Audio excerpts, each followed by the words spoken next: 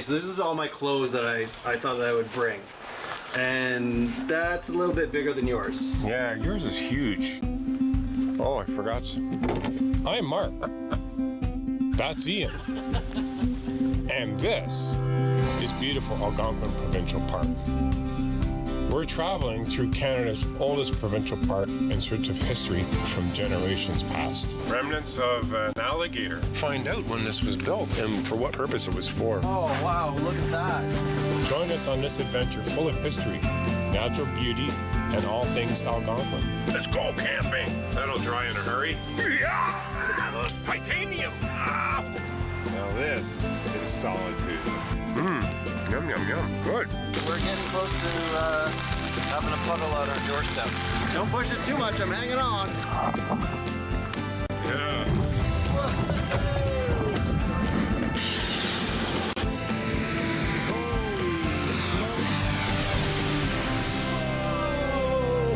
This is Mark in the Park. That was awesome.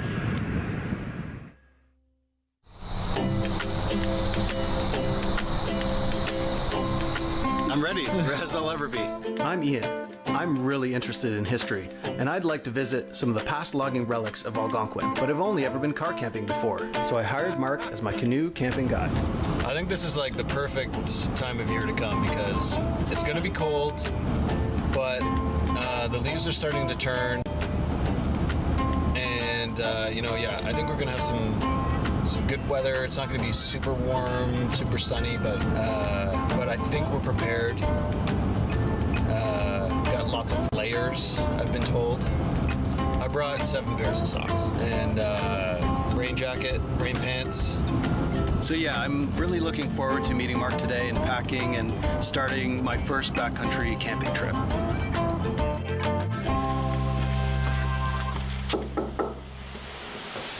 See if he's home. I hope he is. Hey, how's it going, Ian? Nice to meet you. How you doing? Ready to rock, man. You ready to go canoeing? That's it. Want to come on in? We'll get started. We'll do some packing. All right. Come on in, yeah.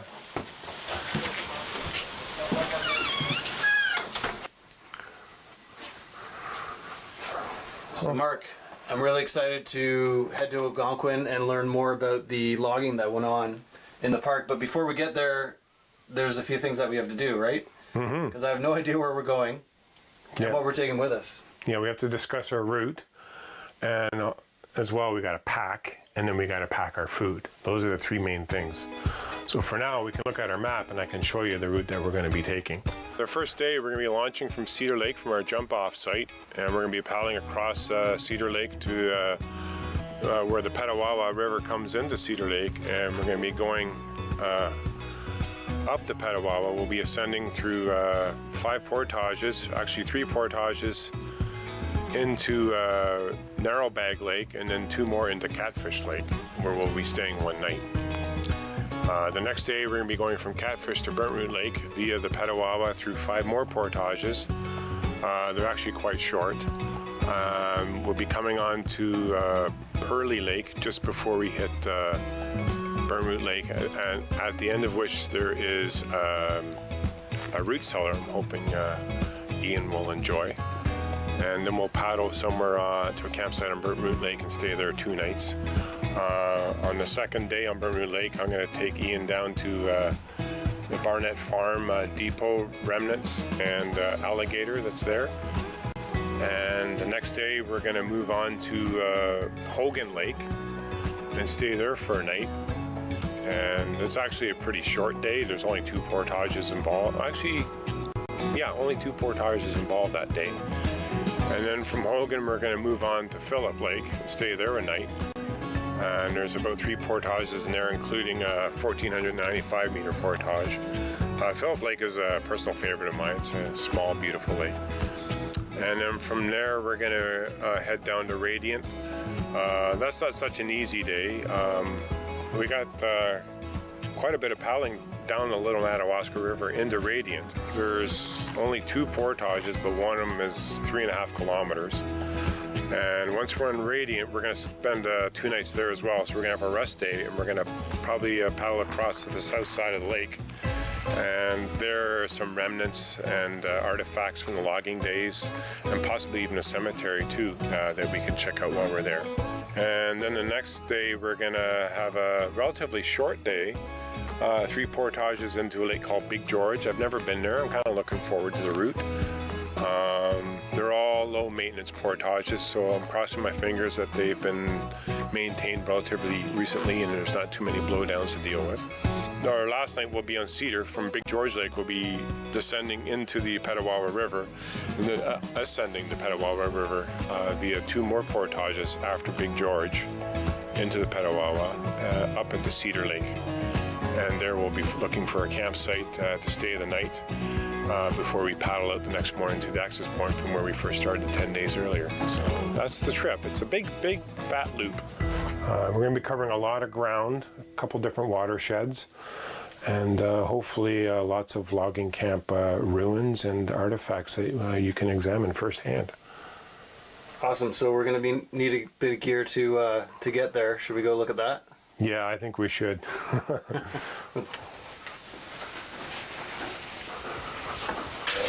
Yeah, we got a lot of stuff, and we got to basically shrink it down into a pack or 2, and then off we go. And it'll fit in the canoe. Oh yeah, yeah. Okay. It'll fit in the pack in the canoe. Okay. Yeah. And then, because we're even going to have to carry it at some point. Oh yeah, well, Right. there'll be a lot of carrying. We're going to be going in for 10 days. We got a lot of paddling and a lot of portaging. All right. It's going to be a Okay, I'm lot of ready fun and to a learn lot of pain. And Pain. oops. All right. Slip of the tongue. I'm ready to learn about some of the cool stuff we got. Okay, awesome. Well, let's get started.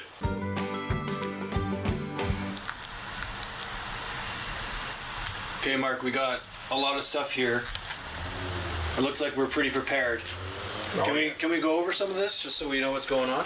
Yeah, sure. Well, first off, I like to pack the shelter into the bottom of the bag. Now, I know some people would actually pack it at the top of their bag, but when I get to camp, I take my pack and I just dump it upside down. So it ends up on top anyways. Okay. So I like to think shelter first.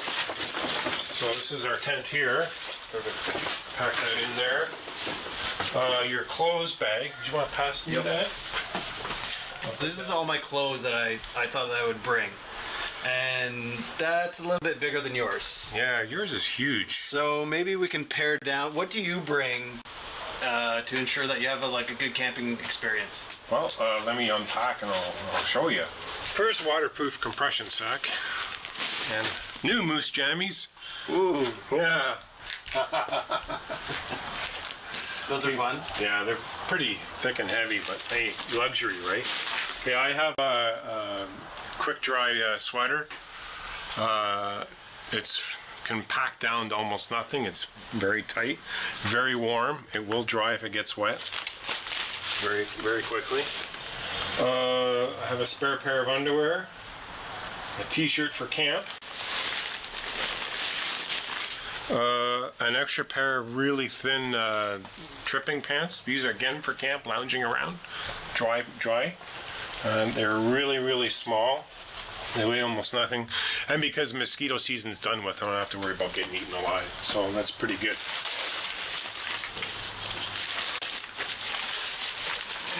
And the last two things here, I have a towel and a face cloth, a toque for sleeping, sleeping socks, and an extra pair of socks, spare pair, emergency pair.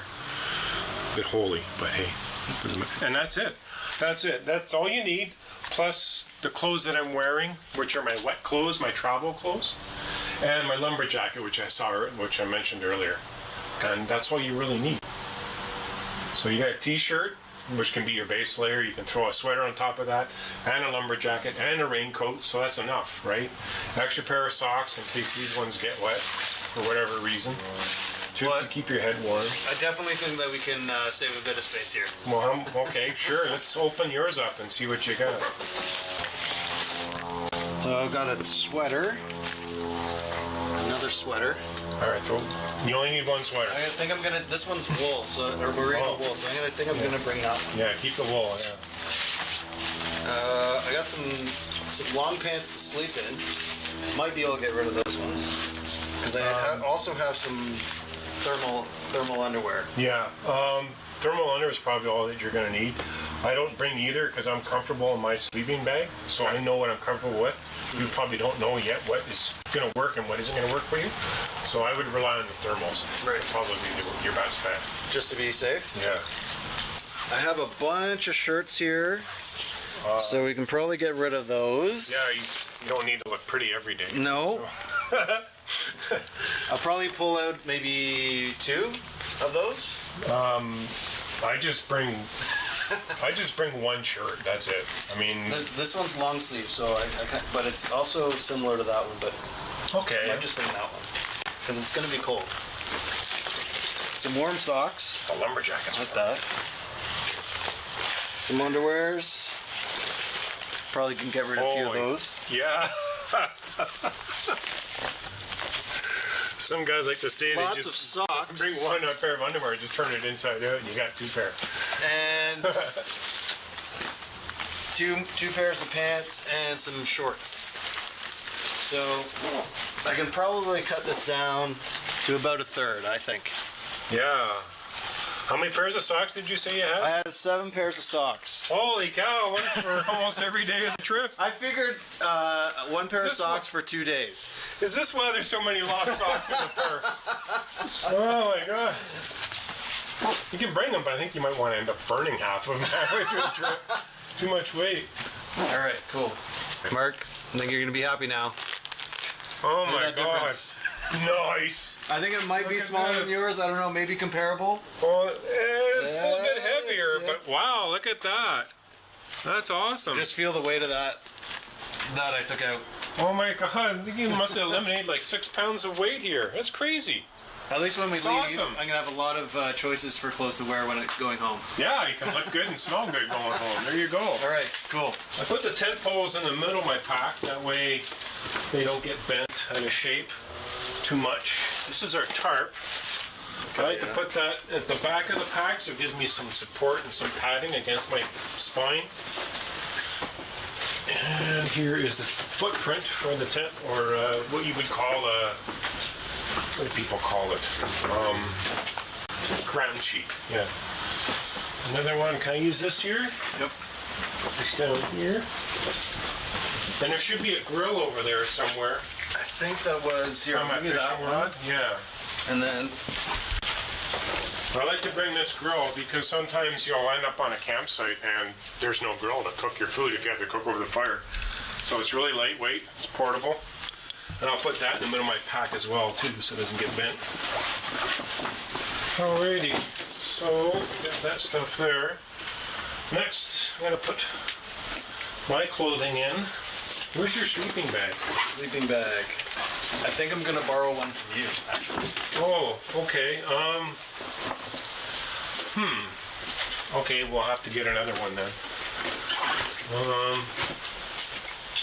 I did bring this, which is a liner. Oh, okay, here, I got this extra sleeping bag right here, so Perfect. I can throw this one in here too. Okay, what's this here? A It's liner? a liner for the sleeping bag, just because it's gonna get pretty cold. Well, what's your bag rated to? The one that I'm lending you? Oh, it's probably -7, so yeah, that should be good. Okay, what's next? First aid kit, leave that on top. Oh, my pillow. I like to bring a little bit of comfort. A little bit of neck support.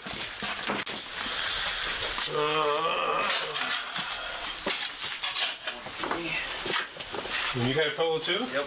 Good man. Yeah, you gotta be comfortable going into the bush, otherwise why are you gonna be out there, right? It's no fun being miserable and uncomfortable out there. So. Okay, what next? Camp booties. You can pack those in there. Did you bring any? No? Okay. Do you have a second set of footwear? I do. I have some ones that can get wet Okay. and have a little bit of grip on them. Yeah. So hopefully then those will these help. ones here are going to be your camp shoes? Yeah. Okay, we're going to have to pack those Okay. because you don't want them getting wet, right?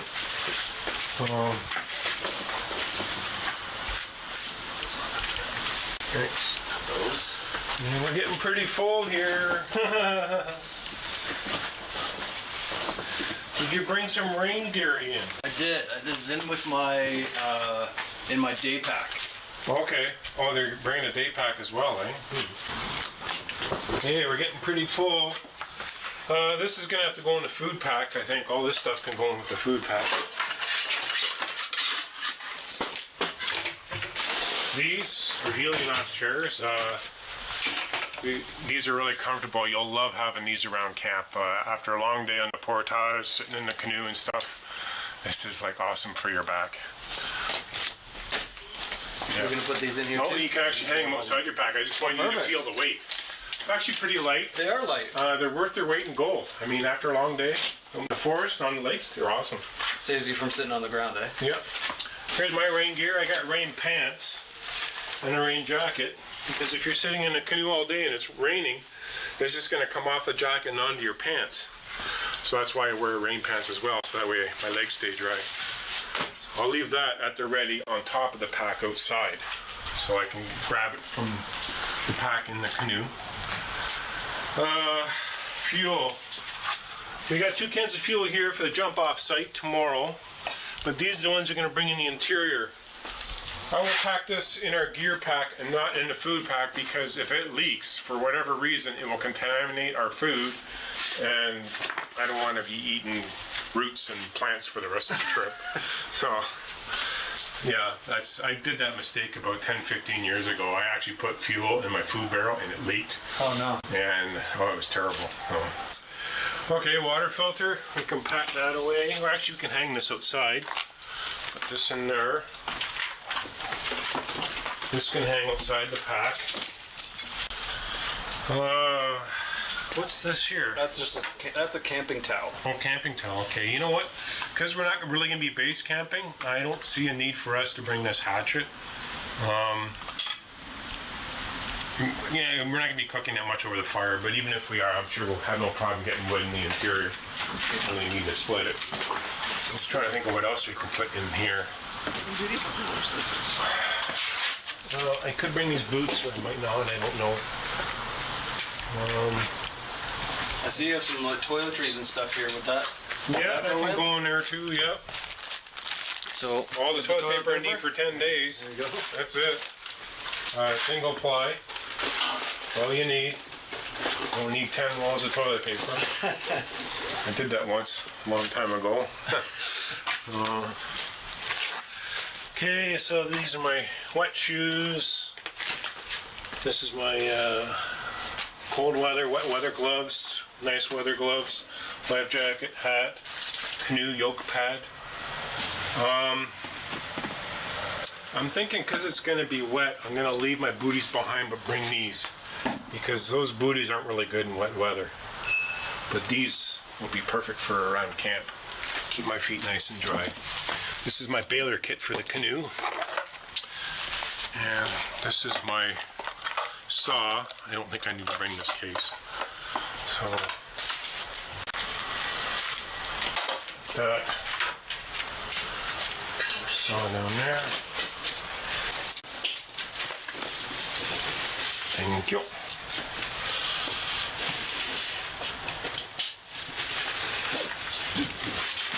So that's it there.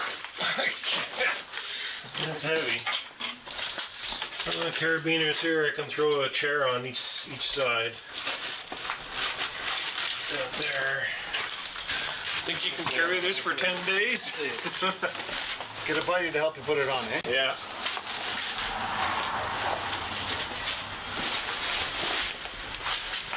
Yeah, it's twisted around. Yeah, you got it.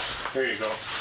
And then, of course, you can cinch the straps to make it easier. There's also a hip belt. You know what? It's heavy, but Comfortable? it's comfortable. Yeah, that's good. You can cinch this down a bit more. Of course, you're probably going to have a full water bottle hanging off the back of this as well. Right. So that's a liter of liquid. That's going to add more weight. But I think we got most of everything that we need to get in there. I think maybe we should pack our food barrel now. And that way we can put some of these other instruments in there too as well. Cool. But the other thing I noticed is you had a first aid kit and so did I, but yours is smaller. So I think we'll take mine out and put yours in. I'm going to take out my booties and put these boots in there. So we're just got to make some adjustments. But you're okay with that weight? Yeah. And you won't be. We'll see after what, a couple. After the first 100 day, meters of walking up some of those big hills. It's not like. I guess it's not like the food pack that gets lighter after time. Yeah. The good thing is though, is the bugs are like pretty much non-existent now. So, you won't have any bugs to deal with on the portage. Just you and the weight of the pack, and that's it. So, yeah. Any questions? Just need to get the food ready. Yeah. Yeah, that's another job we gotta get doing now. Okay. Well, yeah. I guess we'll do that. All right, let's do it. Okay.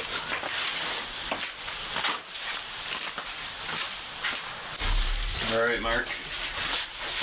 Looks like we got a lot of good stuff here.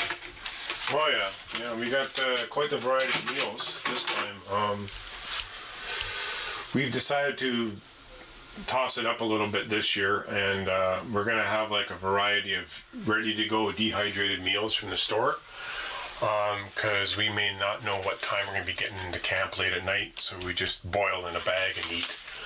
And then we'll have an alternate night where if we get into camp a little bit earlier, we'll have meals that we prepared ourselves. For example, like upstairs right now, I've got shepherd's pie dehydrating. So we got two meals. Actually, one meal here is going to be shepherd's pie. I'm also dehydrating vegetables. And I'm also dehydrating an extra tray of beef, which will supplement another meal to add meat to our diet. The rest of it is all store-bought stuff. But I wanted to bring in some dehydrated meals to show you what you can do to save weight and time and energy in the backcountry and still eat well. Nice. Alrighty, so this has been in here for 2.5 hours, and this is our shepherd's pie. It should only take 4 to 6 hours. I also got veggies in there too. Nice. And yeah, they'll actually dehydrate a lot quicker than the beef. But I like to take the beef out and cut it up into smaller pieces, because what happens is if you got big clumps like this one here, it'll still stay moist on the inside, and that's not good. It's called case hardening, and what happens is the beef ends up going bad and you get sick. And so what you got to do is when you're dehydrating is make sure all the big clumps are broken up. And so that's what I'm doing now. What do you look for? Is like crunchy? It's got to be crunchy? It doesn't have to be very, very chewy dry or crunchy. Yeah, crunchy just means that it's just going to probably take a little while longer to come back. But you know that if it's crunchy, it's super safe. So it's super dry. You know, you get some beef jerky is really, really tough, and other ones you get it kind of chewy and nice. So that's the kind of consistency I like to go for. So even though we're surrounded by water, water's our enemy in this case. Yeah, the other thing too is you want to get rid of the fat, right? The fat is what will make the meat go rancid. So what I did is when I was browning this meat, I drained it in a colander under a hot water tap, and so that would help all the fat come off, right? And then I put it back in the pot, browned it some more, let more fat come out, and I kept doing it until I wasn't getting any more fat, which took 3 times. So now there should be no fat in this at all. Okay, I think that's good. See, you hear that one's crunchy, eh? It's all drying off. So all the big ones are now good to go, and I can put this back in. Move on to the next tray. And this is the last one here. And that one looks pretty good. Yeah. Got a bit of onion in there. It takes a bit longer too to dry. Okay. I just want to check the veggies. They look like they're doing quite well, so. Yeah. So usually you do the veggies at a lower heat than the beef. The beef you use a higher heat. So these are coming along nicely, but I think I'm going to have to pull them out probably in another hour and a half, maybe 2, and the beef will probably still go for another hour or so afterwards. This is coming along quite nicely. So. Well, there she goes in there, and note the time.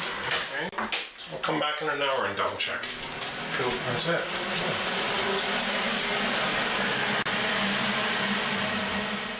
So when you're packing all of this, what sort of things do you need to consider?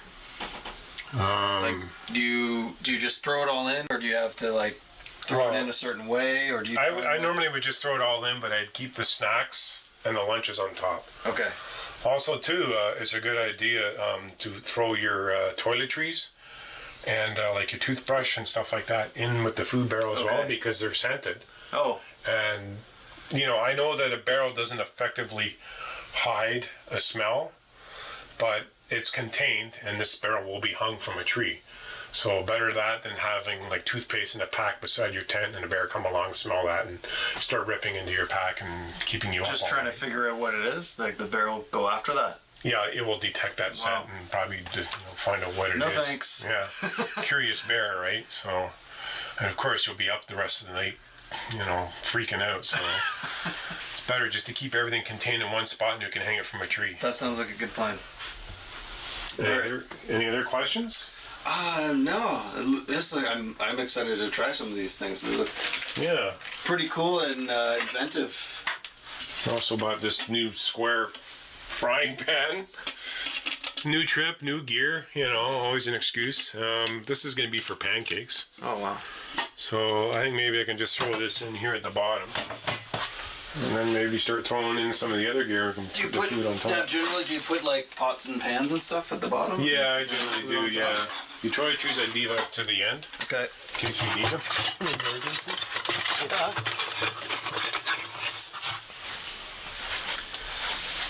And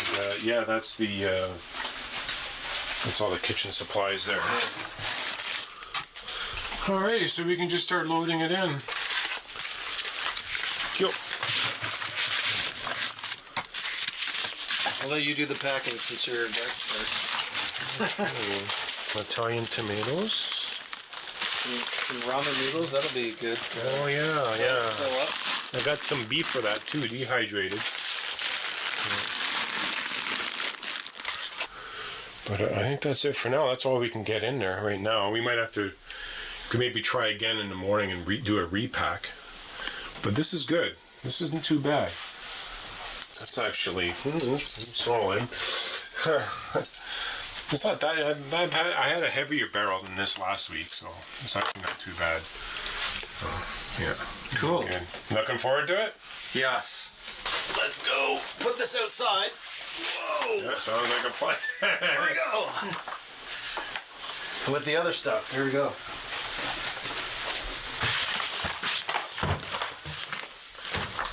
All right, well, I'm going to go inside and get probably the last good night's sleep for a little while, because I don't know how I'm going to sleep in the woods. But I'm looking forward to it.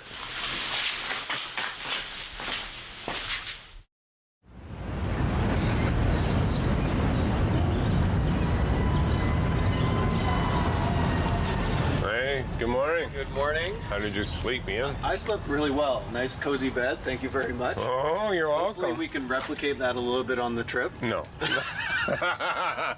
Maybe at least we'll be warm, okay? Yeah, that's true. It was pretty chilly last night. It was chilly. I've actually swapped the sweater that I had with this one. It's a little bit warmer. Oh, okay. So you know to bring this on the trip with you. Yeah. Awesome. Okay, so you want to get loaded and go? Yeah, where are we off to today? Well, we'll load up now. Okay. Drive to Algonquin Outfitters, get the canoe on, and then go to the logging museum, and then head up to Cedar Lake, and we'll camp at a jump off campsite, and then tomorrow morning we head out on our trip. All right. Alrighty. Let's do it. Okay.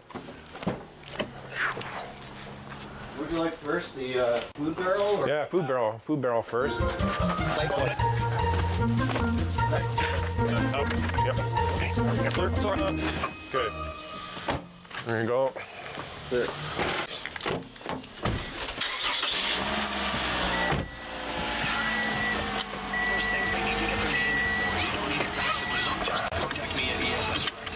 All right, you ready? Yep. All right, man. Let's go.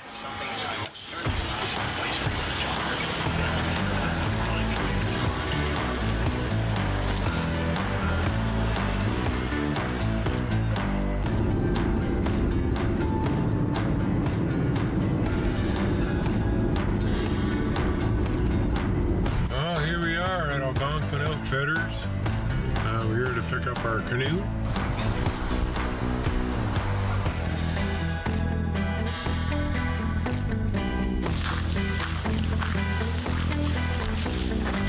Good old Q8 and 17.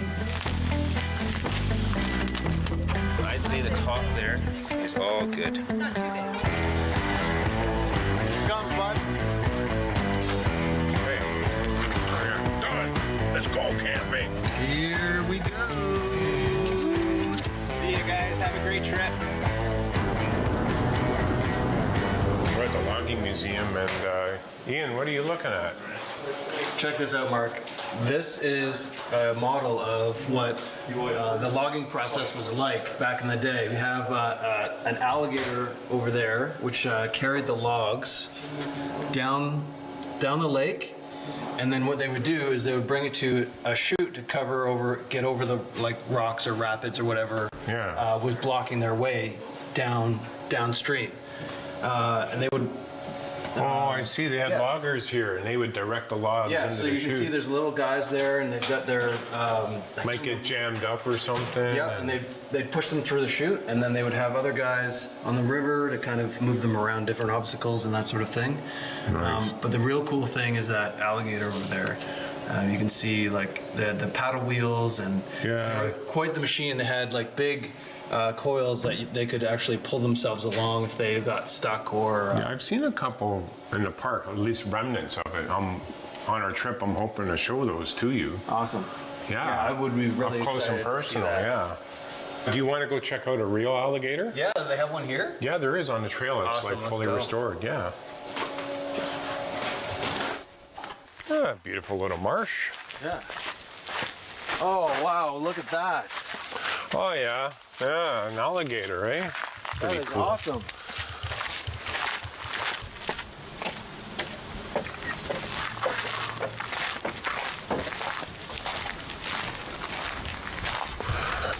Hey, there's one of these anchors I've seen on Burnt Root Lake. It's on Anchor Island at a campsite, so I'm maybe kind of hoping when we go to Burnt Root, we can camp there and you'll get to see this. It's pretty cool. It's just right at the campsite.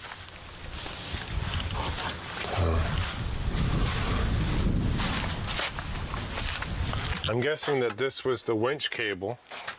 With the anchor, they could pull themselves overland with that. Because not only could this thing go on lakes and water, it could go overland. So if you needed to move it from one lake to another, I mean, that's a pretty big anchor. I mean, That way, with the anchor, they could use it all year round, even over the ice. yeah, that's true. Never thought of that. Move it yeah. around. Mm-hmm. Wow, look at the size of this cable reel. Yeah, so I guess this is the winch, and there's a boiler back there, and it drove this through the cogs, and here's the cogs for the paddle wheels. So I guess you had a guy sitting there Yeah, operating the winch. but one was they were independent, right? You can't run probably the paddles and the winch at the same time. One operates the other, so you switch gears and you're running the winch, and then you turn the winch off, and then you turn on the paddle wheels. I'm guessing this would be some Compressor? compressor, piston type thing. Yeah. Yep. Yeah, that's a piston, yeah. Cool. And then I guess a fellow sat upstairs and steered. Somebody over there stoking the fire too. And then somebody steered it from upstairs. Wow. There's the wheelhouse here. Oh yeah, this is pretty cool, eh?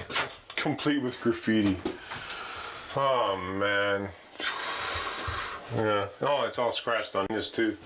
Oh, geez, come on, guys. Really? Really? It's everywhere. Yeah. Come on, respect people. Yeah.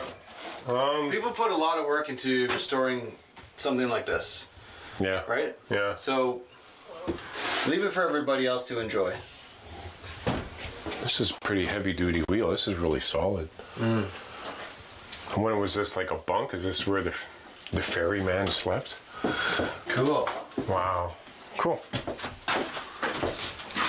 I've seen some of these before in the bush, so I guess this is the smokestack, the exhaust from the boiler that I've seen. I'm pretty sure I might have seen it on Catfish Lake. I can't remember. I think I might have. Can you imagine this thing just belching out tons of black smoke all day long as it chugged across the lake or the ice, hauling all those logs. It's a dual rudder system. Wow. That's cool. It's pretty heavy duty. So that's how it was turned. You can see the chains. Yeah. They're going in. Yeah. Just up to the middle, and they could pull it one way. Yeah. Pull it the other way. They're connected to rods on the inside. And here's the boiler in here. Wow. I've seen this. Oh yeah? On Catfish Lake. Yeah. And on Burnt Root as well. Oh, and you see inside the boiler they got those bricks in there. I believe that they were there to retain heat within the boiler when the coal, when the fuel ran low, when you were piling it into the boiler. So they're all marked with few different names. Thistle. Yeah, and I don't know, can't read that one. Yeah, cool. Is the paddle wheel. Yeah. Look at that. You see the wood attaching to the metal wheel? Yeah. And that would carry them across the water. It's quite a way to navigate. So did they have oars in case they ran out of fuel and they could just paddle the way? I don't know the rest of a lot of heavy paddling. Well, yeah. Hopefully you'd have a whole gang of men on board. Get out there, ramming speed. Wow, that's pretty good. That's massive. So what I want to know is, because this is all milled wood, did they mill it in the bush and build it, or was it milled somewhere else and they brought it in the bush and assembled it? Did they have to build it on site? That's what I want to know. I would imagine that it came in pieces and they just hauled the pieces through and assembled part of it on site. That would probably be the easiest way to do it, yeah. Because there's, they have them out in those remote locations. Yeah. So maybe they had a builder come out and help assemble them. Oh, look, this is probably the one that we're going to go see on Burnt Root Lake that I've seen before. It says Burnt Root Lake 1908. And it says the boiler is like 20 horsepower. Holy cow, it's really inefficient. That thing's huge. But it was able to haul all those logs across the water, I guess. Oh, and this one here was actually on Cedar Lake. Huh. How did they truck that thing down here? Wow. The William M. in actual use on Cedar Lake. 1930s, yeah. 90 years ago. There's a pointer boat there. Oh, yeah? Yeah, it's quite a long boat. I think it could hold a lot of men, and I think they're the guys that would go and steer the logs. Well, there you go. If you got a problem with your boat, then you can get you can get all these guys to push it along. That's true. Yeah. Alrighty, onwards and upwards. Wow, yeah. So I think I'm gonna take you to a place I know for sure there is one of those, but awesome. Not as intact as that.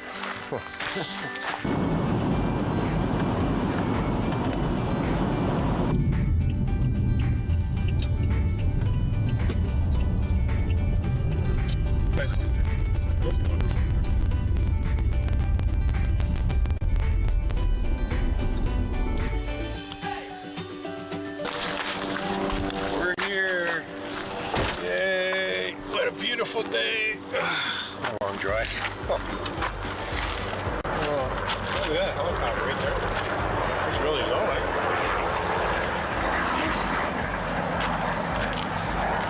All right, let's go get some permits.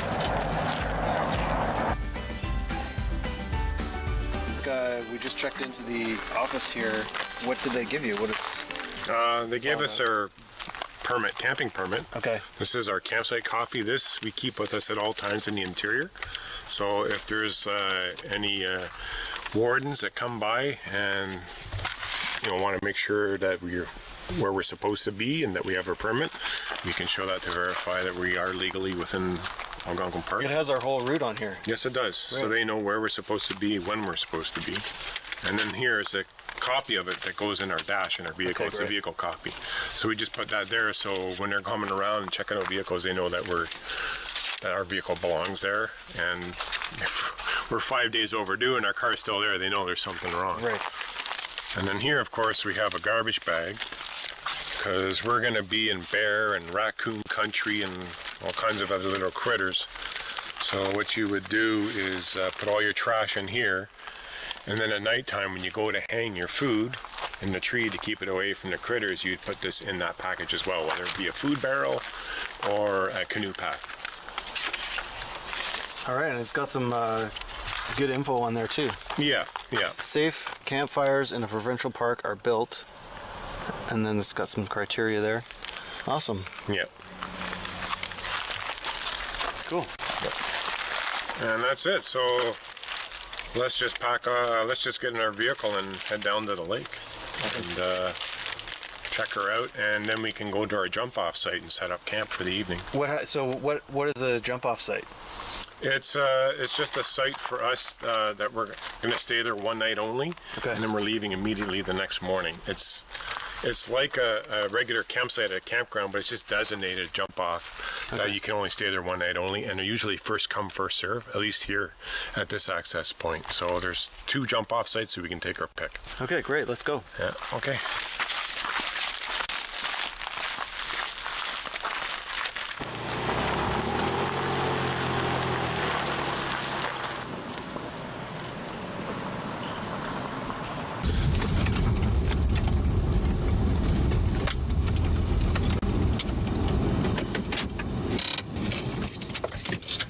Mark, I know you're the expert, but I don't see any water.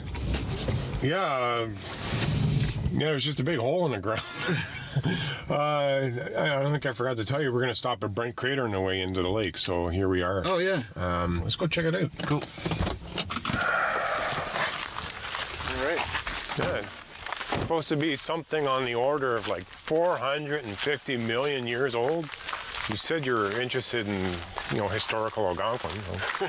What better way than to check this out? That sounds awesome. Can't get much older than this, eh?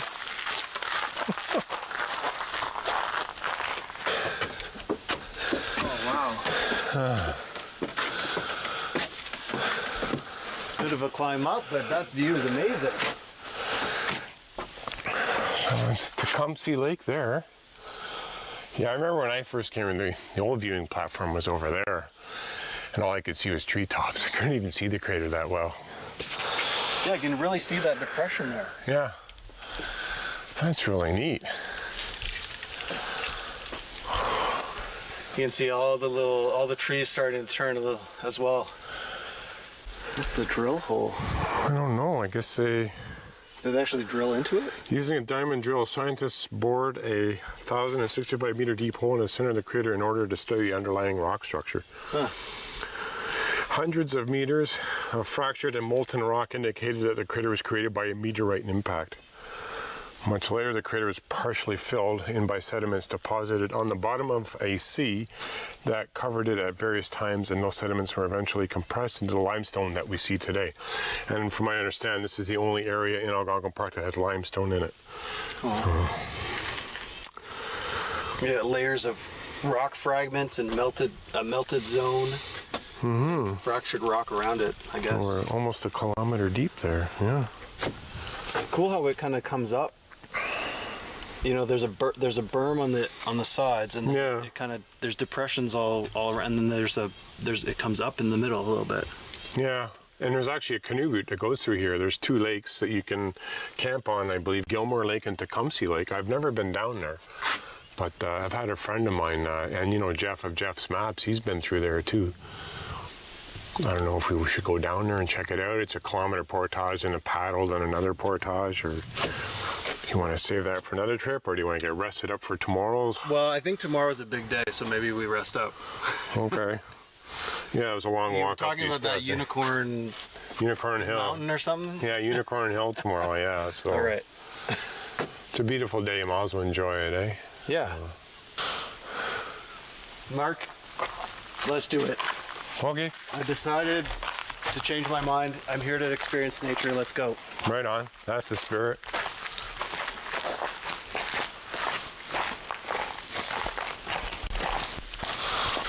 Well, I'm glad I brought bug spray because these little critters are still out here. I don't know why they're here. It's like your time is over.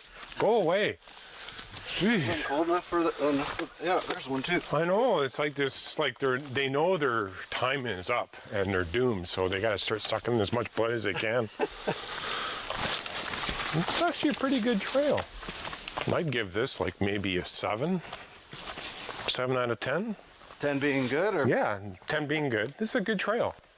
I like this. here's the lookout. Nice. Let's check it out. Oh yeah. So this is the bottom of the crater. Check out that boardwalk into the lake. Oh, nice. That's service.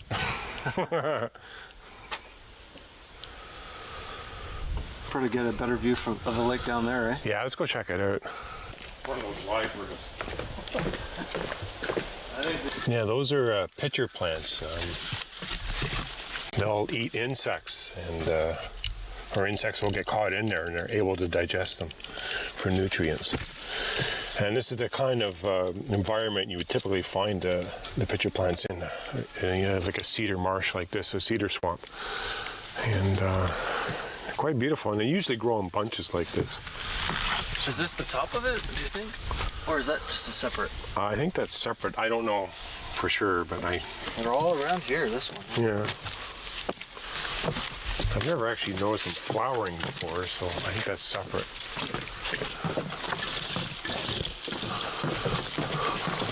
We've reached the end of the road, of the boardwalk.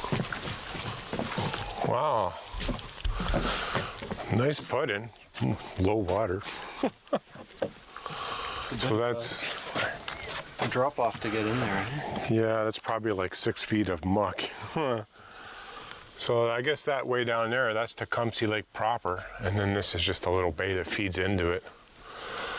So nice put-in though, nice dock, shallow water, mucky. And probably once you get out there, I can still see it's shallow out there, but paddleable for sure. Any moose? Hello? No moose. Wrong time of the day. Now the uphill battle begins. Nice little 1 kilometer climb. What did you think of that? That was great. Yeah? I wouldn't mind some bug spray though. Yeah, I know. I was a little surprised they came out and attacked us like that.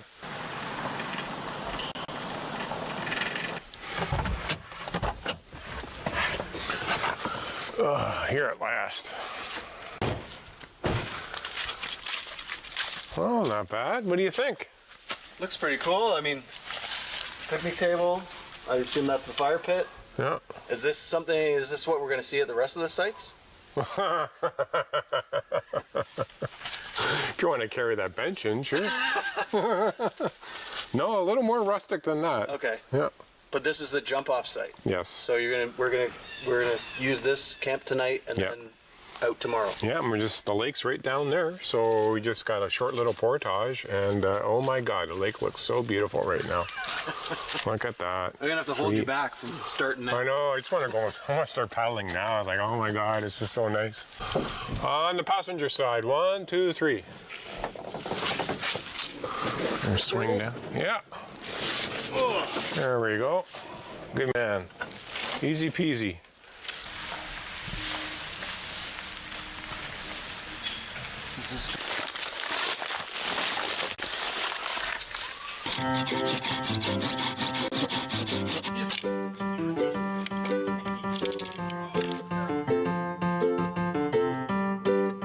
Mark, what's for supper? Burgers and sausages. You want meat? I do. You? Yes, let's do it. Okay, man. Nice.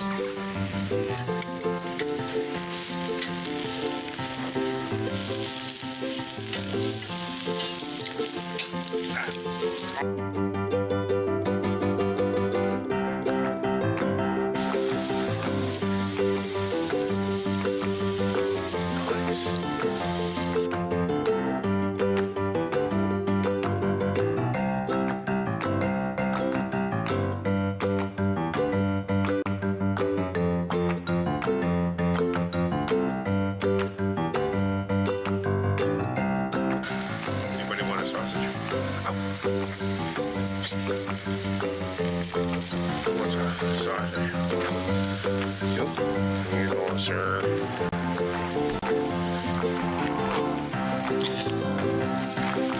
Too hot. Too hot. Come on, come on, come on.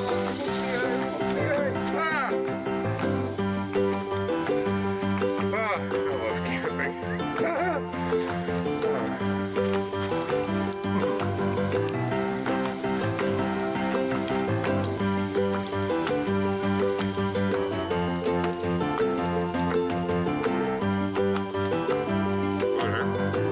Good. We're not even in the wilderness and this tastes good. I've heard that everything tastes better in the wilderness. Right. Wilderness-like. We're getting there.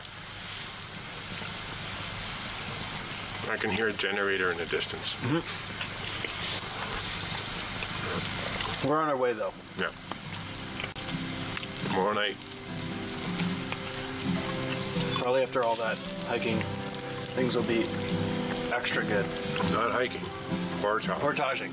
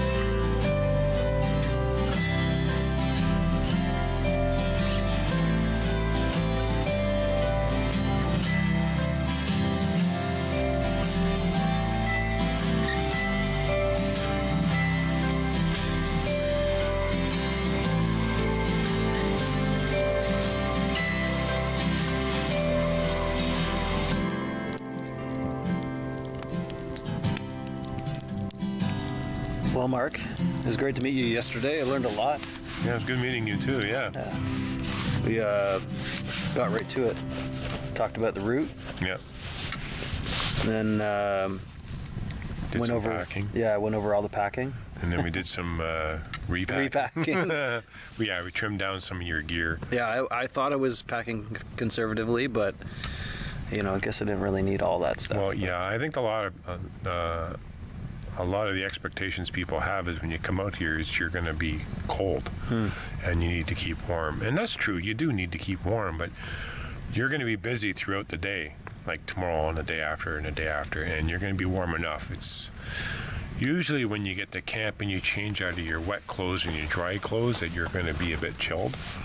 So I think that's all you really need. You might have like an extra sweater for sleeping if it gets really cold, but other than that, you should be fine. You should be warm enough. You got a warm enough bag, and we'll have like a tarp over the fire if it's raining and stuff like that. But as long as you're dry and changed into fresh, dry clothes, you should have no problem keeping warm. So, and also too, environmental conditions, like should it be windy and cold, we'll pick like a south-facing site if it's a north wind, so we'll stay out of the wind. So there's like other things like that you can do to help improve your situation. I guess as long as you have all those different layers that you can sort of add and adjust. Yeah, because you had a base layer and you had like another shirt and then you had a sweater as well. And then also like your wool socks and your hat. So you had enough to keep it warm. Plus you've got you've got a rain jacket as well, right? So that's good, and your lumber jacket. So, but yeah, all that extra stuff we just took out, and then we did the food pack. Yep. Yeah, that was fun. You see how heavy our barrel is? It should be interesting to see how tomorrow goes with the hikes or the portages. Yeah. With that being There's a reason why that food barrel is so heavy, is because we're going to need a lot of energy over the next 10 days. You'd be surprised how much you're going to eat. And actually, it's kind of ironic. Some of the more extended trips I've gone on, I end up eating less over time.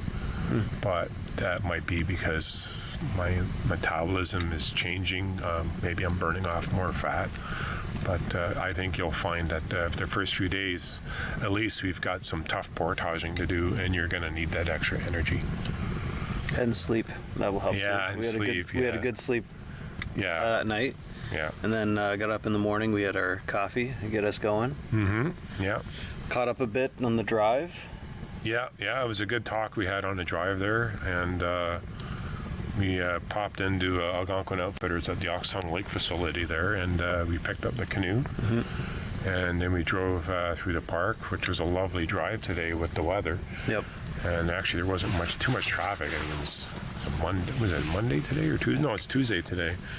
So there wasn't much traffic. And then we stopped in at the logging museum. What did you think of that? That was cool. That was It's a bit really of a neat to treat, see. eh? Yeah. Yeah. They've got a nice setup there.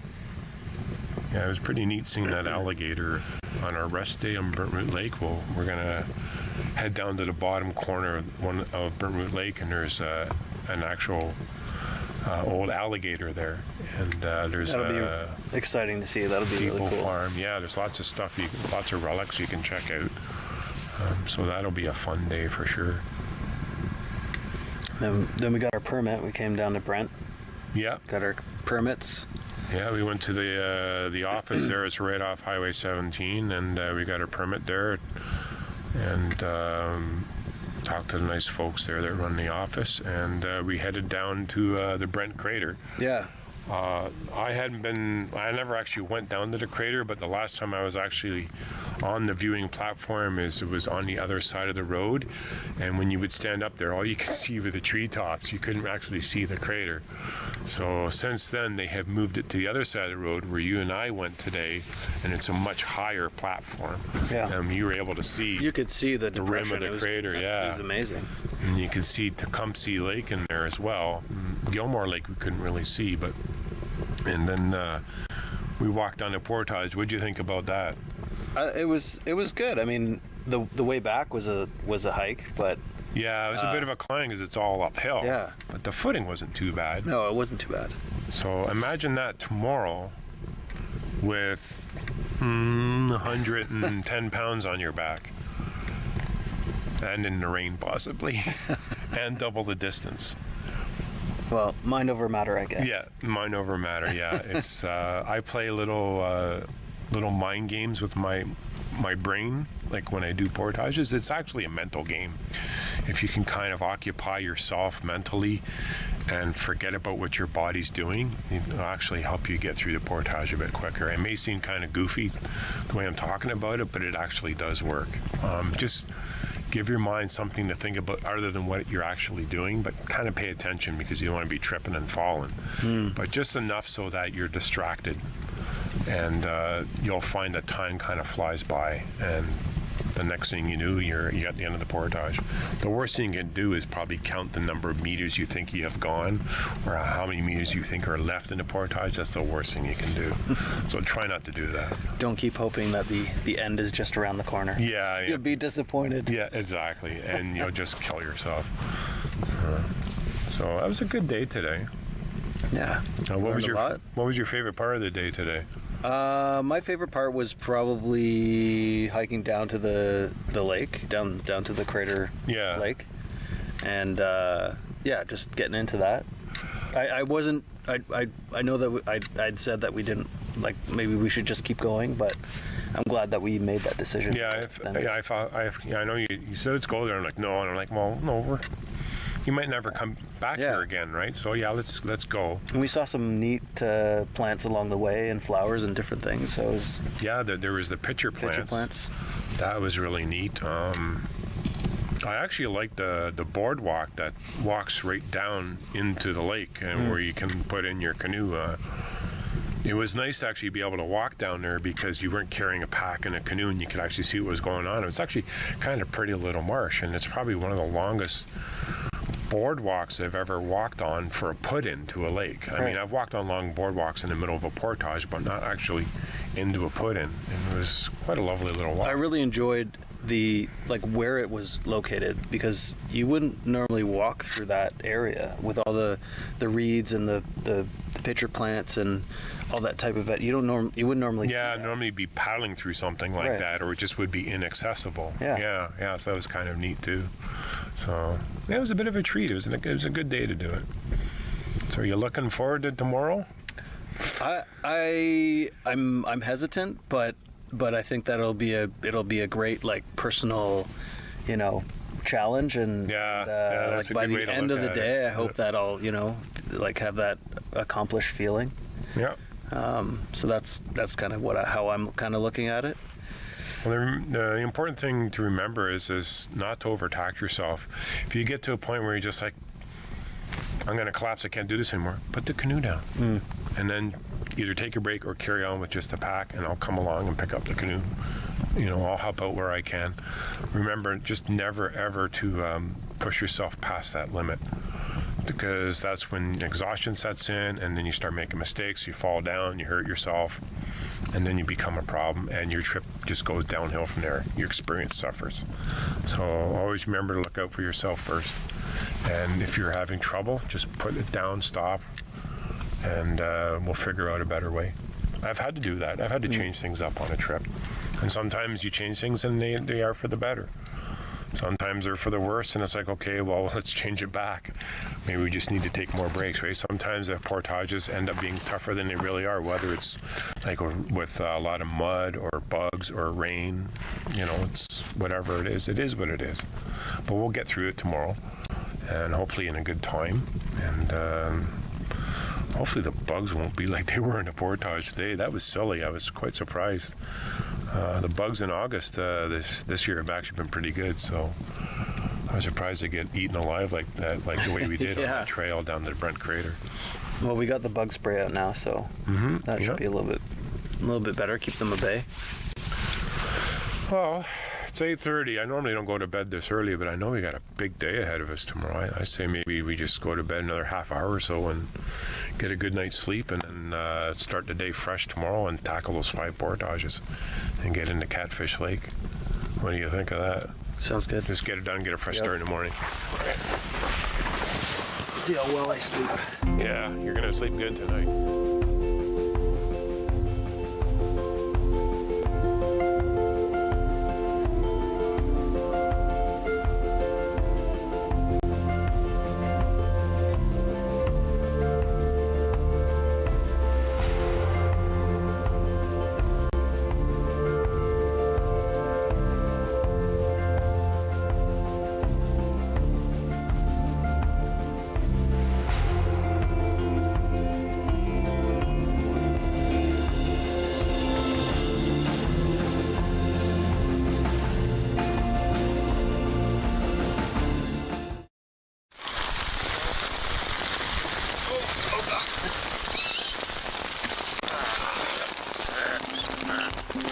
Started raining and just dumped on us. Oh, I forgot. I'm Mark. That's Ian. And this is beautiful Algonquin Provincial Park. We're traveling through Canada's oldest provincial park in search of history from generations past. Remnants of an alligator. Find out when this was built and for what purpose it was for. Oh, wow, look at that. Join us on this adventure full of history, natural beauty, and all things Algonquin. Let's go camping. That'll dry in a hurry. Yeah! Titanium. Ah! Now this is solitude. Yum, yum, yum. Good. We're getting close to having a puddle on our doorstep. Don't push it too much. I'm hanging on. Yeah.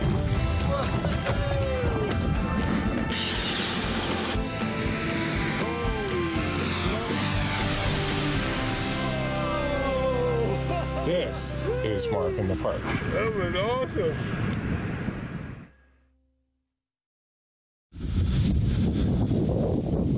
First morning on the lake, ready for jump off. And this is the view I wake up to.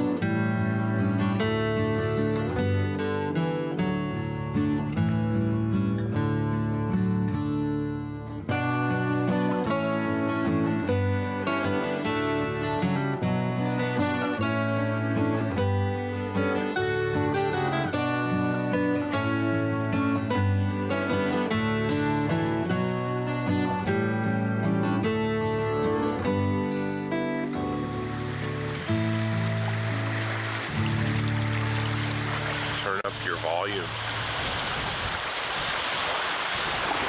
and disconnect.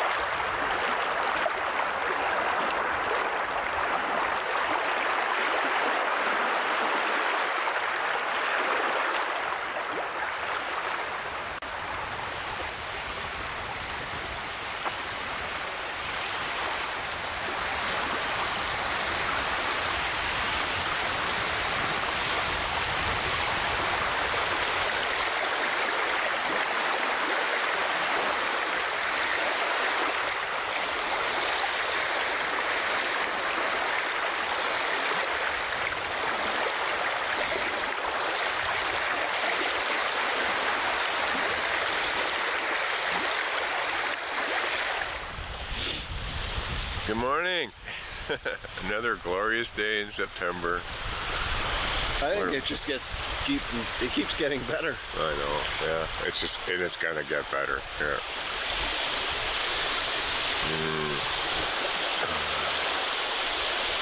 You can definitely see, what inspired the group of 7 to come up here. Like every part of the day has got something different, and It's just so beautiful. Just all the different layers. Yeah. I slept so well last night. First time I've slept this well since I was in the park the week before last. It's great. Oh, I feel so good. I'm ready for this day. We're gonna get in there and we're gonna toil and sweat and curse and we're gonna have fun. So Mark, what's the route today? Route? Yeah. Pain. Oh God. We're going up the Petawawa River. All the way here, 5 portages into Catfish Lake. So we got this one here, the 715 meter, up beside some beautiful falls. Depends how much water is cascading down. Then we got the 300 meter, which is just up and over. Again, more falls and rapids. And then we got the Unicorn Hill, the 2,300 something meter hang portage, continuing up the river. And then we got a nice little paddle through Narrow Bag Lake with a smaller portage, 175 meter into that lake. And then the last one into Catfish, which is like 80 something meters. So yeah. So this is like pain. This is a little bit of pain. This is a lot of pain. This is relief in pain. And then this is like a big sigh. And we'll probably have lunch maybe at the 175 meter, depending how bad the bugs are. Because there shouldn't be bugs, but there's bugs today. And it's raining and it's crappy. Look at the lake now. It's a lot different than what it was earlier. Yeah, say goodbye to the sun. So. But the rain we've had so far today's been pretty good. If it stays like this all day, like showers here and there on and off, that's actually, I can deal with that. That's actually a good day. So, are you ready? Yeah, by the 80 meter, we should be well versed. Yeah, either that or you're gonna want to like kill me. So you want? Okay, let's go, man. Let's do it. Yeah. Here you go, stepping in the middle. That's awesome. Very good, sir.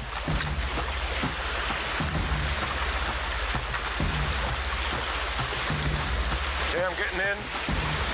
I'm pushing off. And I have dry feet.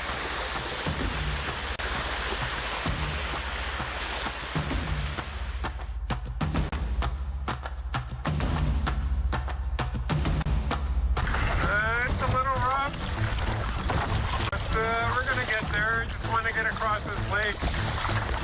Get off this choppy. It's actually not choppy. It's just annoying.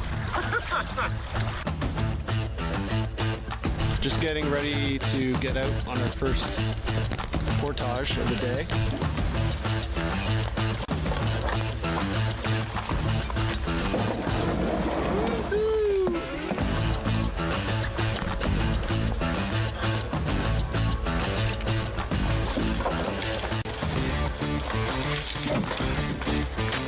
Oh, Iain, your cushy pad fell off.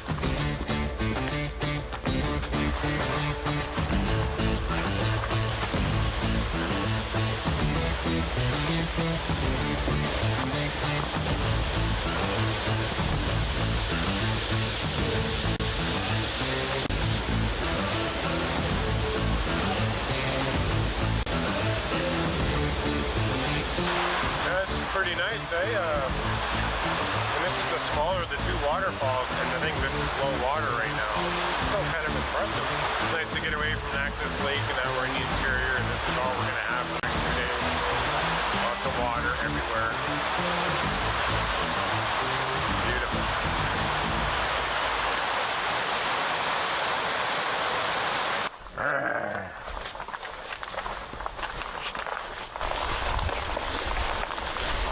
Hey, Corbeil. Yeah. June 1888. Wow. June 1st. June 1st, 1888. Yeah. A long time ago. I was 8 years old, or would have been turning 8 years old on June 10th. Huh? I was. Oh. I would have been turning 8 on like 9 days after. Well, you were born in 1888? Yeah, What? 1880. This is 1880, not 1980. Oh, sorry. In my defense, I just walked uphill quite a ways. Yeah, that's true. Your brain is just, huh? Yeah, I get it. Yeah. Not 1988, Yeah. 1888. Oh, nice. This is when men were real men, and Yeah. I don't know the history behind. Do you know anything about the history of this fellow that No. passed away? Corbeil, we'll have to look that up. I suspect it was probably during a log drive. What do you think IHS stands for? I don't know, in his service or something, or not magic, but there's no M in His Majesty's service. I don't know. First portage in Algonquin Park. It was a wet one, a little warm. Took some layers off, had a little rest, and kept on going. Yeah, you seem to handle it quite well. That's just a little warmer upper. Yeah. The best is yet to come. Oh my God.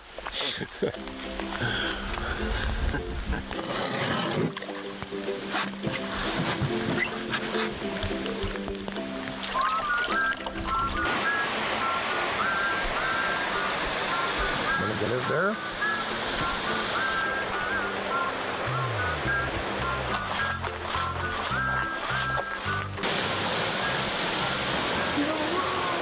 It's so cool to be standing here because I've actually seen pictures of this area, and there's like a big log chute that runs pretty much over where we're standing, all the way down to where the rocks end into the water, and they would run logs right down the chute and into the next lake.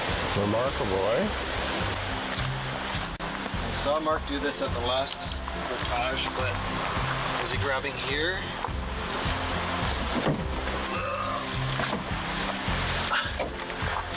Yeah, that's one way of doing it. Yeah. Good job.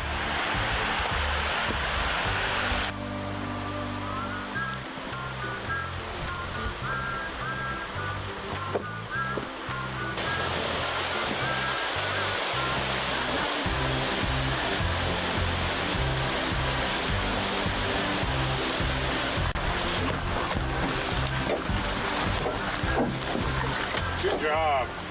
Hey, you want a bicycle tire? I don't want to carry anything extra. Well, maybe get us going a little faster. Maybe Okay. we can use it as a swing. So. 2 down, 3 to go. It's not gonna work. Pull the barrel out again. What if you flip it? Because see how it's curved? Yeah. This side? Okay.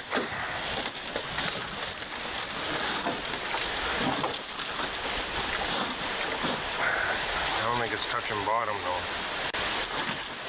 Almost.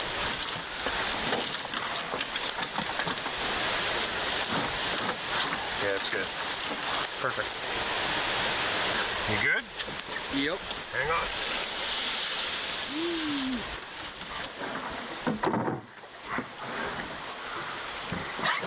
Okay, I'm good. Ramming speed.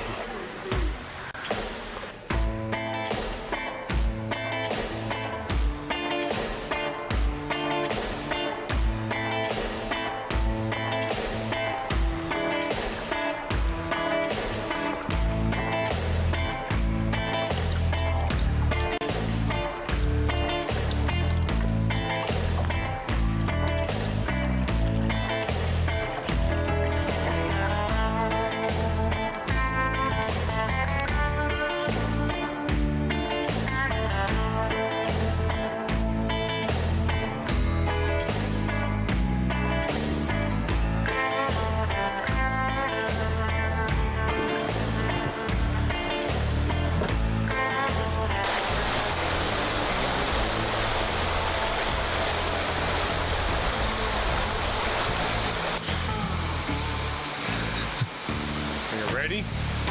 We're doing it.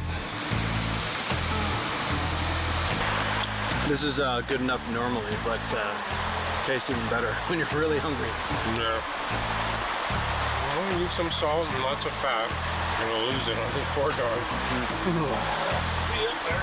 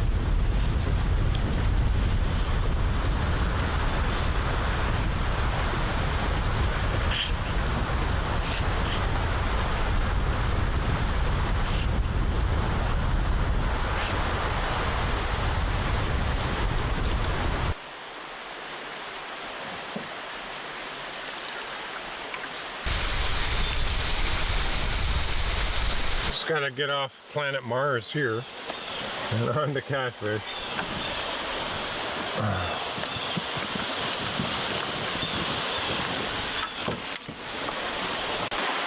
Mark, what is this?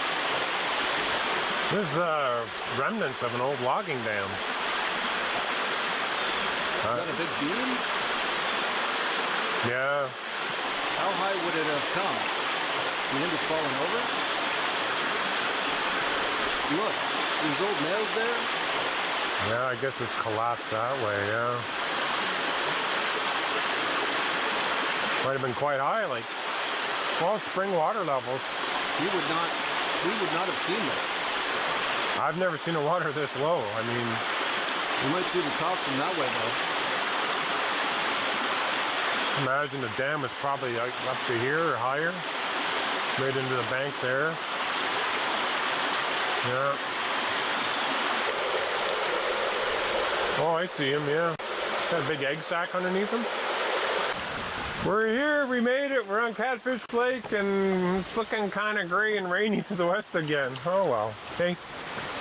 We'll just spend another 20-30 minutes paddling around looking for a campsite and then we can set up shop for the night.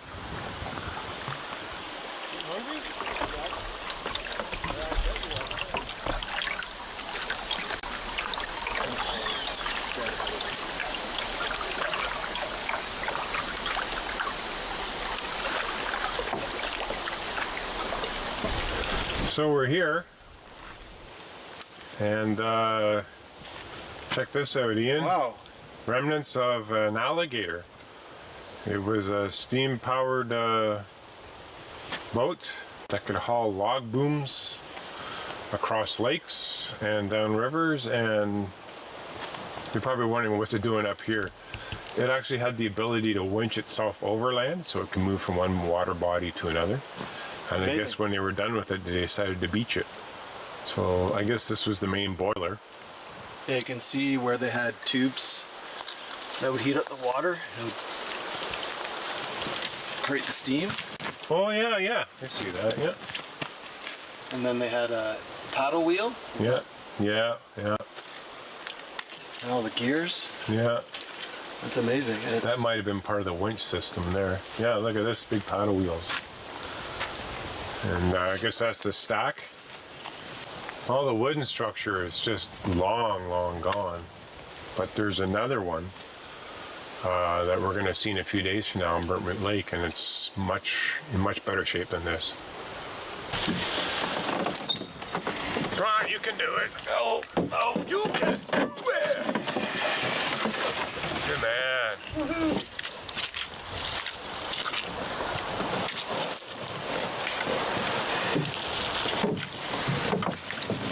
Been dry the whole trip?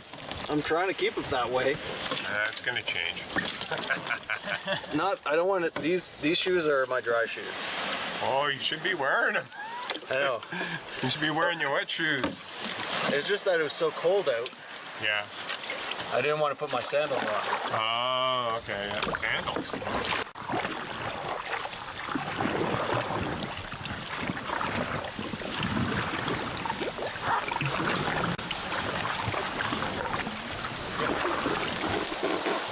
Mark, we're at our first campsite and somebody left their sweater here. Yeah, on Catfish Lake. Misty Mountain. Technical activewear. Not very active right now, is it? Not very active. I really like this site because there's not a drop of wind in here. We're facing northeast and we're not getting any of the west wind. It's all got lots of red pines in here. It looks like this site's already been set up by rangers many years ago, so this is a very level spot. It's got a beam of timber here just to help hold it up, keep the erosion at bay. So water will just drain off if it rains. As you look around above you, there's no widow makers, we like to call them. Trees that fall down and kill you and make your wife a widow. So there's none of that stuff going on. You got some big strong trees around us. It should provide a lot of protection. All right. So what's the first order of business? Bring our pack and food pack up here and start unpacking, set up our tent. Sleeping bag, air mattress, get out of our wet clothes, change into our dry clothes. I want to dry my feet off. They're getting kind of cold now, and wet all day. And once that's done, we can start collecting firewood, and we'll get a fire going, warm up, start cooking dinner. Sounds good. And then eat dinner, relax, and for a bit before we go to bed. And we do it all over again tomorrow.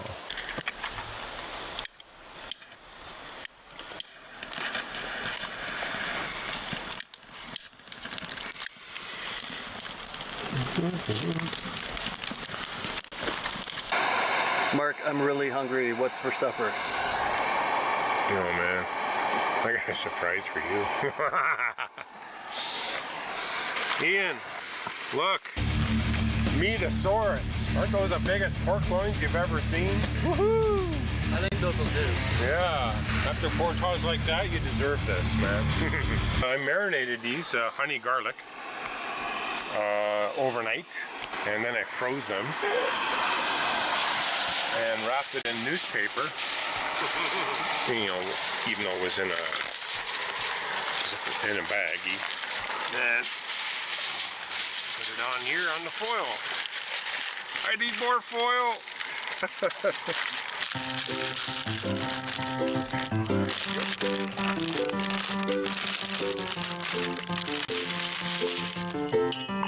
So I'm going to parboil all these for 10 minutes. Then we cut them up. I mean, you put them in foil. A little bit of pepper, a little bit of salt, a little bit of butter, a little bit of garlic powder. Throw them in the coals. Good. Yum, yum, yum.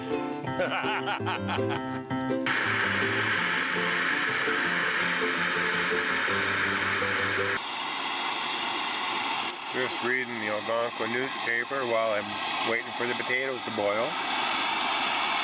Lovely day. I see a bit of blue sky. Good sight, eh? No wind. Fantastic. Nice pick. I haven't seen any of these yet. I don't know, is this like false advertising? Because I don't see moose in the park anymore. What's going on? Not even any nodding moose, you know, the ones. You didn't order any? You didn't order any. Gotta put the fresh batteries in the nodding moose. You gotta put your requisition in. Oh, you gotta reserve your moose sighting. That's what it is.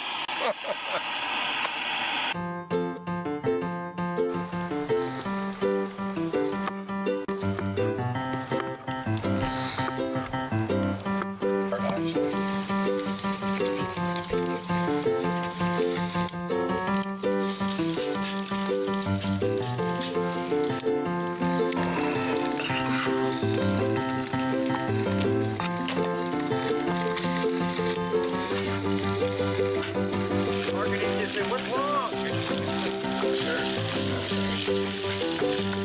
Okay, it is.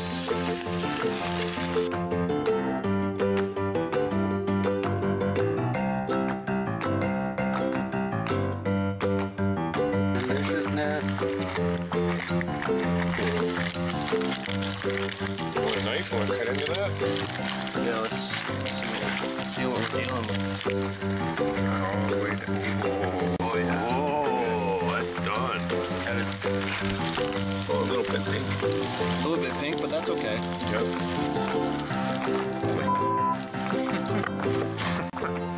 It's huge, and there's two of them.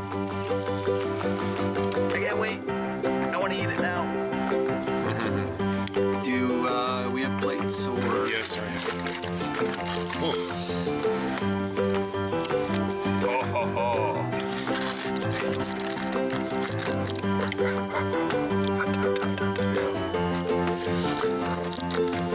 Definitely worth the portage. That's what I like to hear. You're gonna eat a Meatosaurus.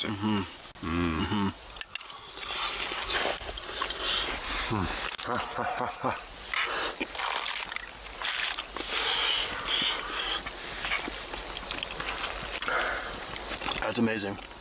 Very good. Thank you, Mark. You're most welcome, sir.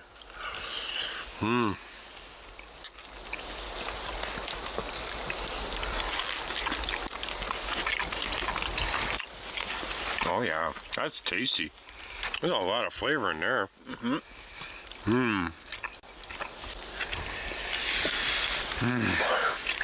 Yeah, it's a good night tonight.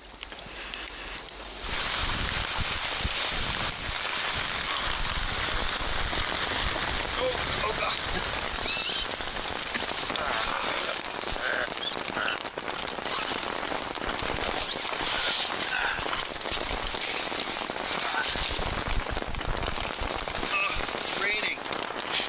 That was a mad dash. It was just started raining. It just dumped on us. And all the gear was getting wet, so we just threw everything into a tent. And we're just gonna get settled here.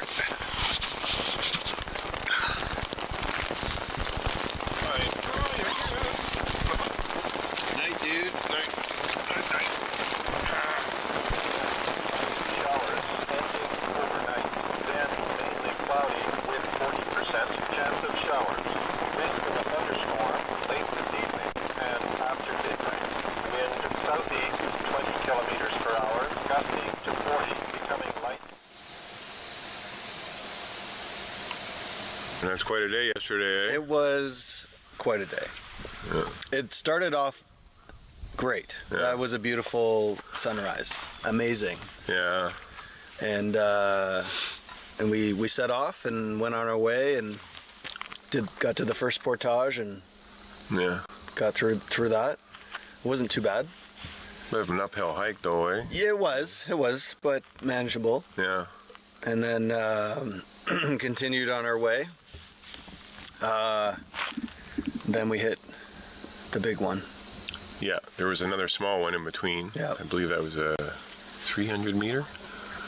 And then we had the big one, yeah. And it was raining off and on the whole time. So Yeah. people might not have seen that all of it, but it was quite a distance that we traveled. Yeah, it was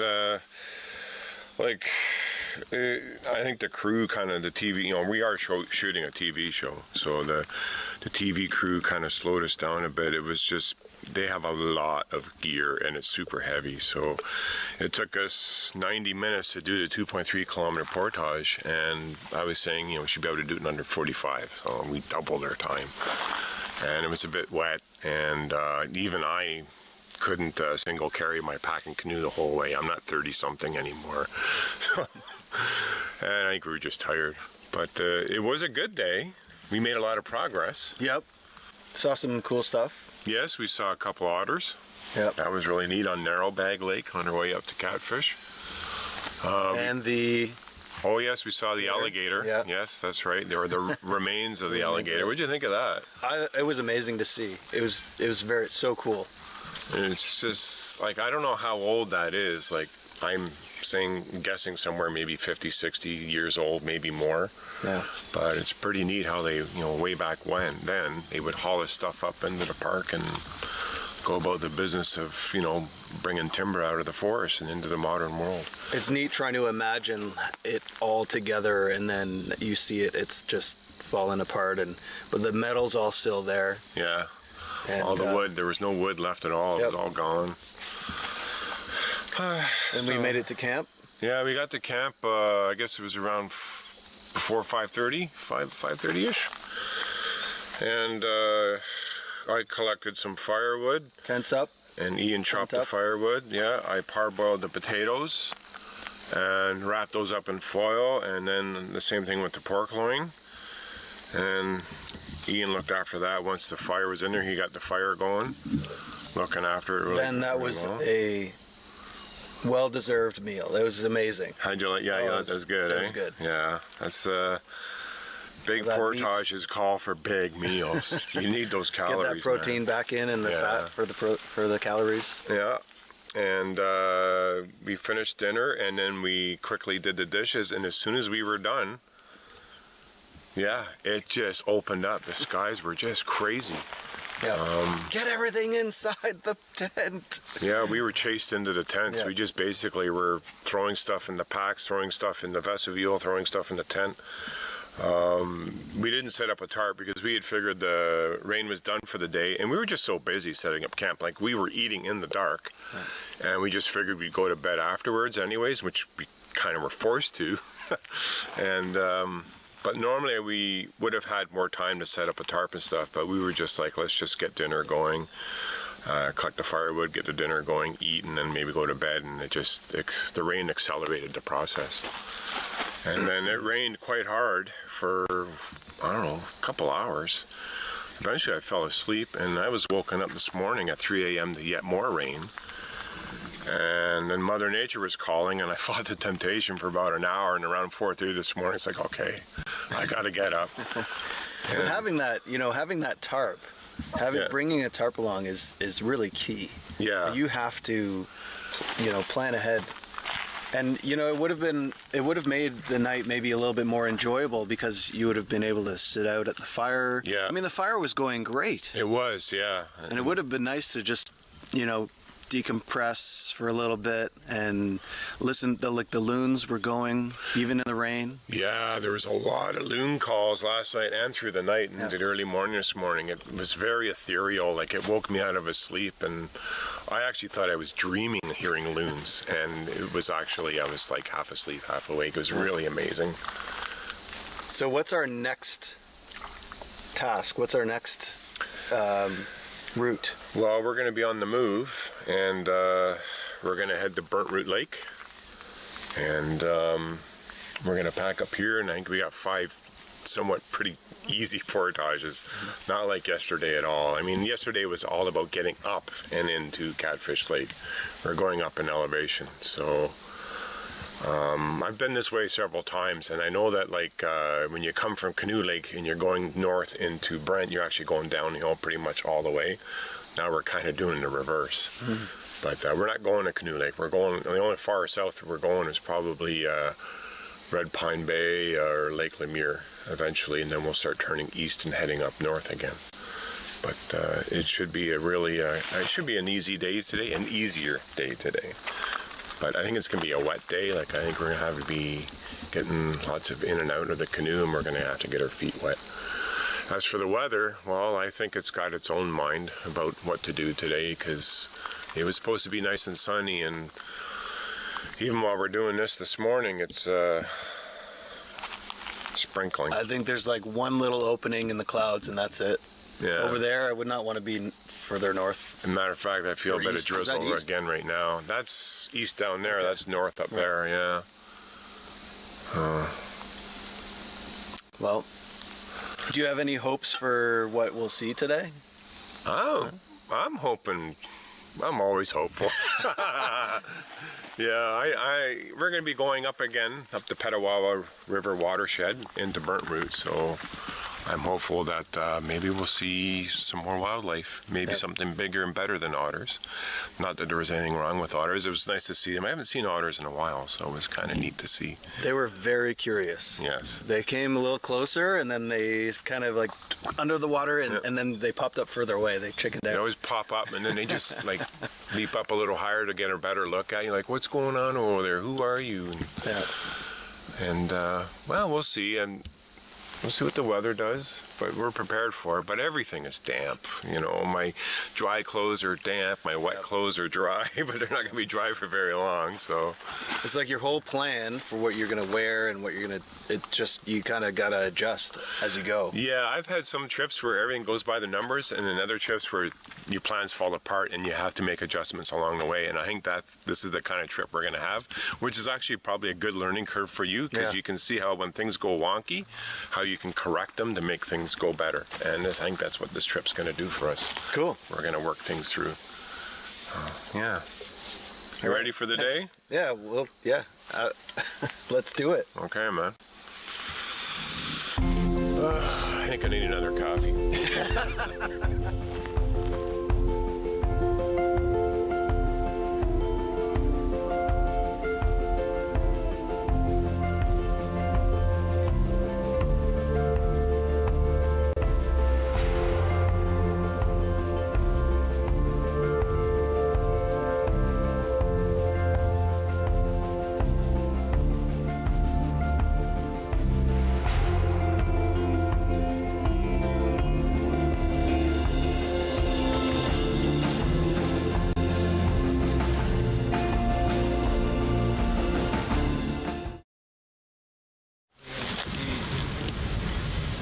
That's thunder. Oh, I wasn't expecting this. Okay, this changes things.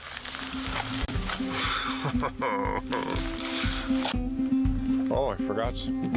I'm Mark. That's Ian. And this is beautiful Algonquin Provincial Park. We're traveling through Canada's oldest provincial park in search of history from generations past. Remnants of an alligator. Find out when this was built and for what purpose it was for. Oh, wow, look at that. Join us on this adventure full of history, natural beauty, and all things Algonquin. Let's go camping. That'll dry in a hurry. Yeah! Titanium! Ah! Now this is solitude. Yum, yum, yum. Good. We're getting close to having a puddle on our doorstep. Don't push it too much, I'm hanging on. Yeah.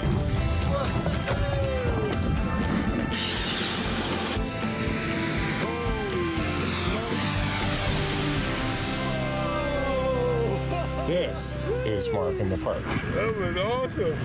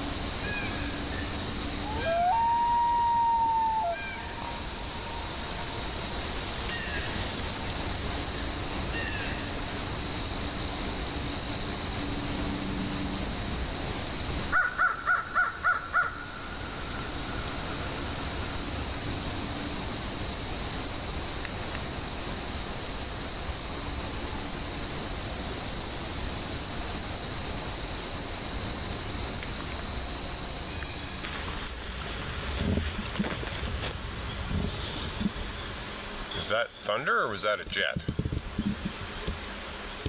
It kind of sounded like thunder.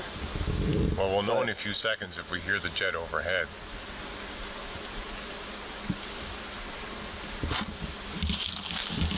It is warm though. It's warmed up quite a bit from yesterday.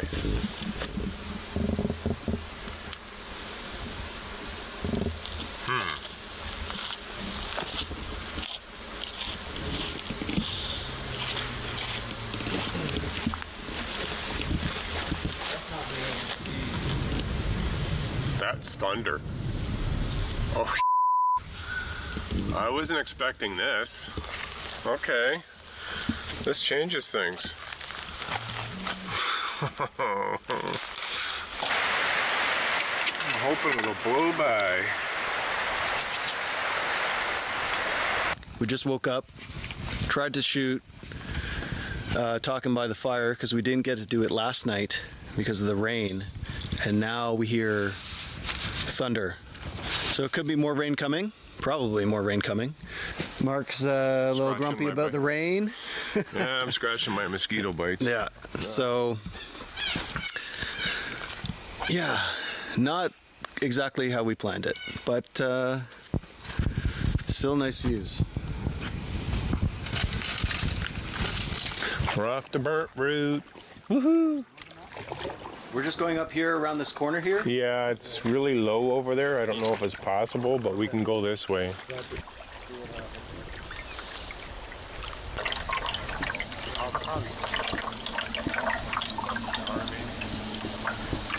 Where are we going, Mark? Today we're heading to Burnt Root Lake, and right now we're coming out onto the bottom end of Catfish Lake proper. And then we're going to head up again the Petawawa through a series of portages. And then we're going to come out onto Pearly Lake, and then we'll be into Burnt Root Lake.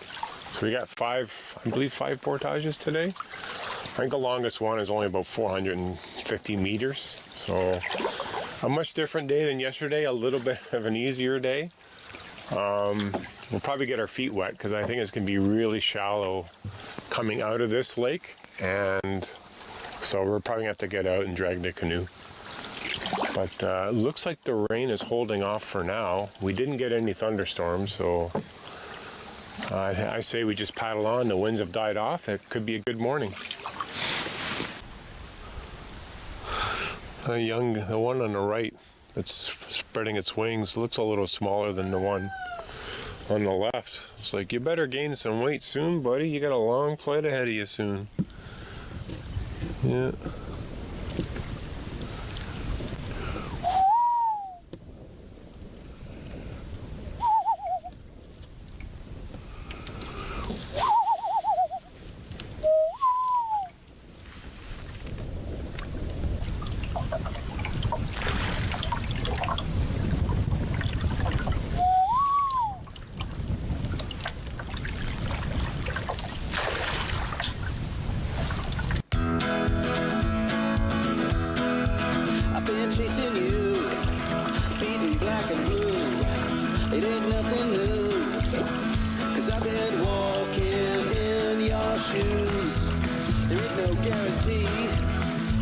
I see blue skies.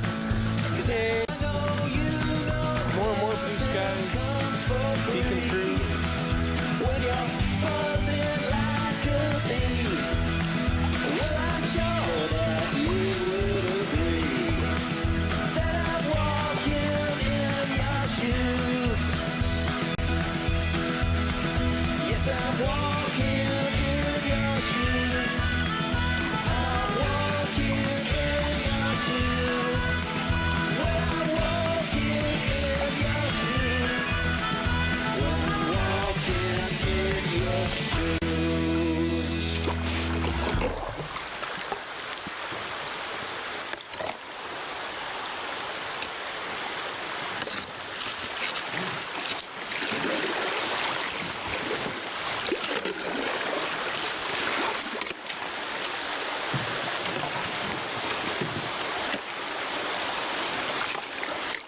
Navigating the rocks.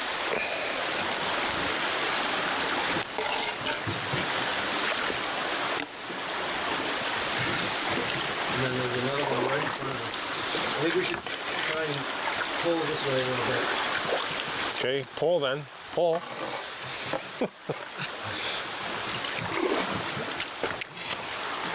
You're the power, you're the engine.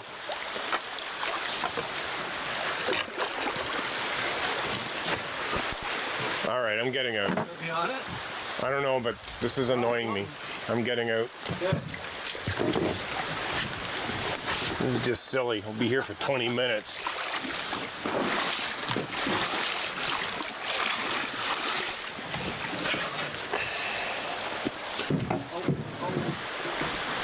Well, I said you're gonna get your feet wet. This might be the time.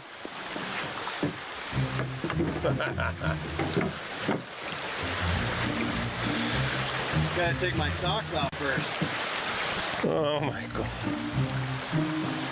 I am wearing socks. You want to keep the leeches off your feet. Don't take your socks off. Now then. I'll deal with the leeches.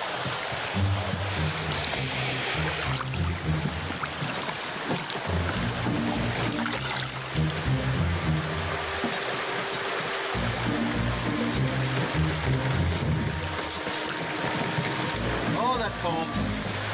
Yeah, it's a little cool-ish. Yeah.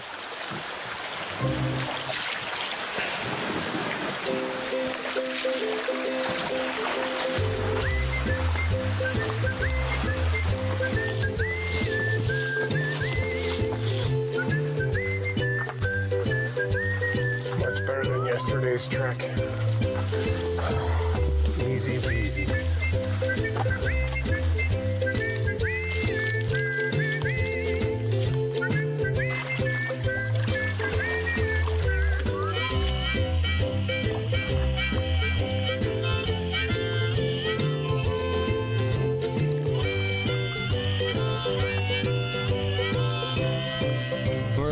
Not far away from the portage. Just gotta walk up to the end here where it gets a little bit deeper. We can climb back in and then just paddle to the portage. I think this is good here.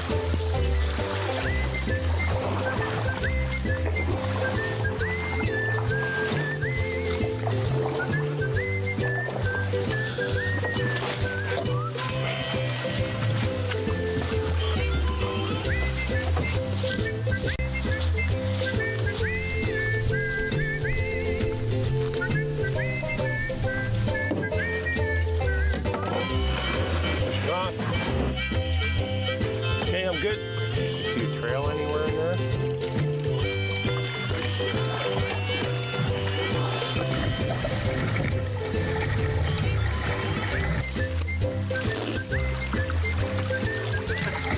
Don't push it too much, I'm hanging on. Oh, look at all the paint on that rock. Ha! Good, we made it. Yay! Yeah, they will. I just want them to start hissing at us.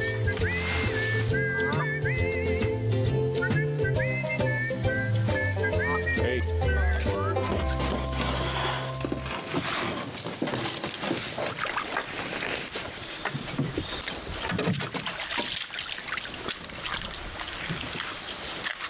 Well, we're here. 300 or something portage into Pearly Lake.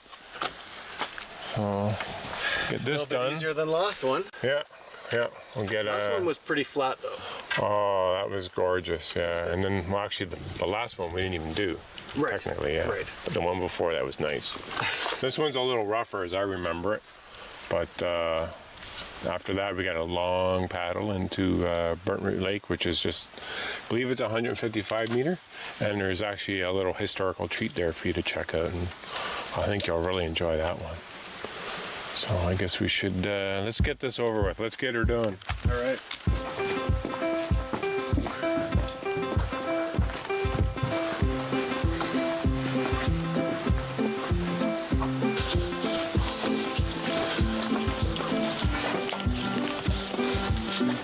I hate these kind of landings.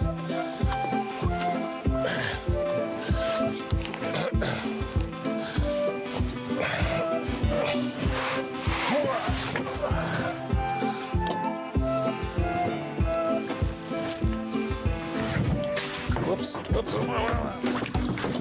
Aha. The weather is, I don't know, the weather just doesn't know what it wants to do today. It's not really clearing up, but it's not raining either. Beautiful Pearly Lake.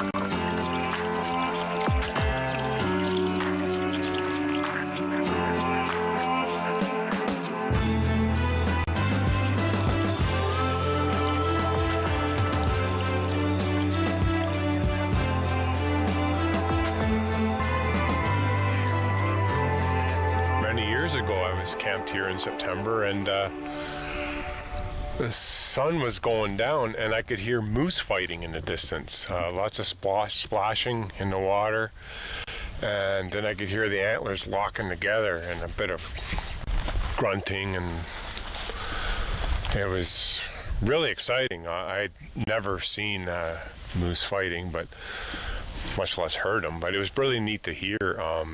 I wanted to paddle out and see the action, but I knew that was dangerous because I had the sun in my eyes and I had no idea what I was paddling into, and so I just stayed put at camp and listened with the light, and it was a good evening. It was a good trip.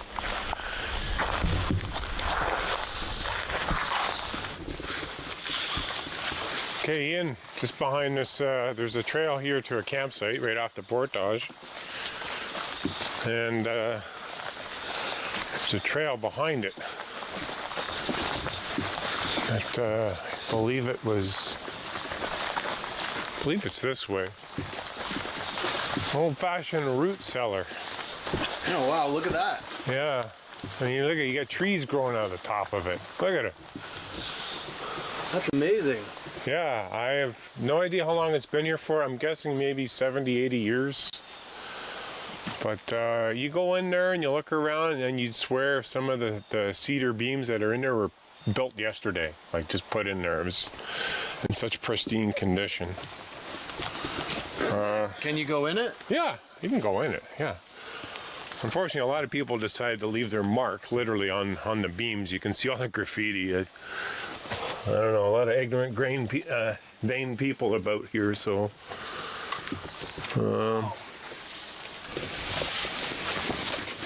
See, if you ever had a fire in here, here's your ventilation. Wow, that's amazing. Yeah. So what would you use this for? I've no idea. Maybe storing vegetables or something. I don't know. Emergency shelter. Bug trap. Yeah. This is just stunning. Like the workmanship that went into this. This is like, look at that cedar. It's beautiful. Yeah, there's a lot of graffiti in here. It's too bad. But there's still some logs that don't have any on it, and you can just lovely. Ooh, look at that. That's a big spider. Look at him. It'd be nice to know, to find out when this was built and for what purpose it was constructed for.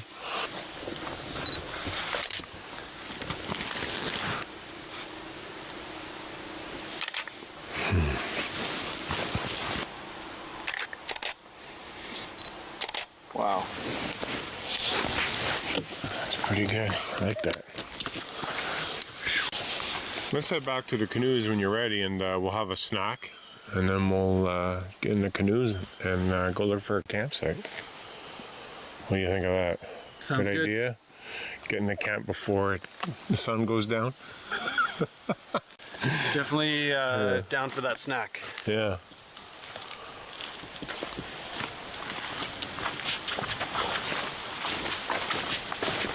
Okay, I'm gonna climb in. Yep. Bottom out.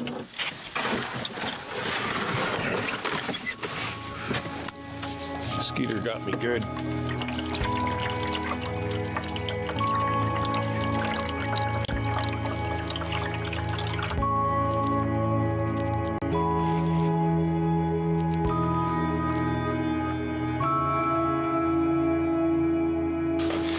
Let's go check out this site. I mean, I know it's heavily protected from the elements, not much else, but hey, and the way the weather forecast is, this might be a really good option.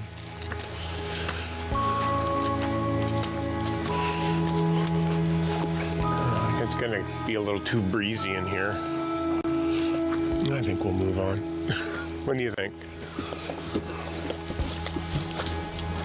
You're the boss.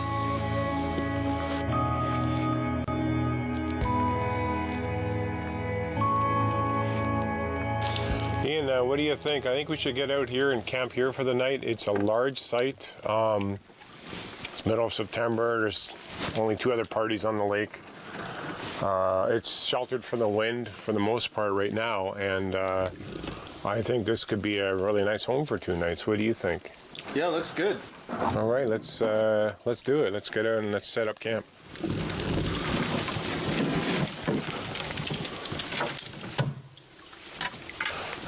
Well, first off is this little piece of history here. This is actually from the alligator that we're gonna go see tomorrow. What does this say here?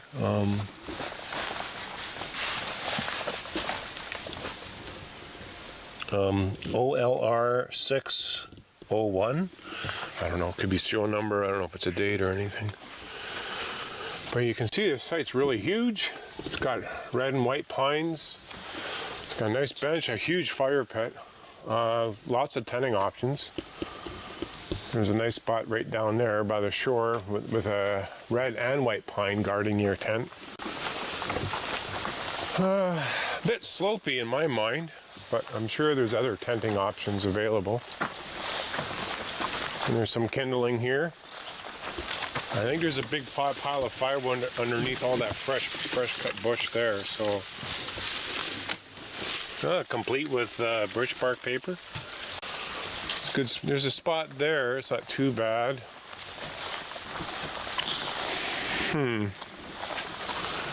Yeah, pretty slopey. There's a spot there possible. I'm guessing that's probably going up to the thunderbox in the back there. I really like this site. And it's got nice red pines, so if the wind picks up, you're going to get that nice sound that you get with wind through the red pines. Very wet tarp. Whereabouts do you want this? You want this on, like, do you put it right over the fire? Yep. Okay.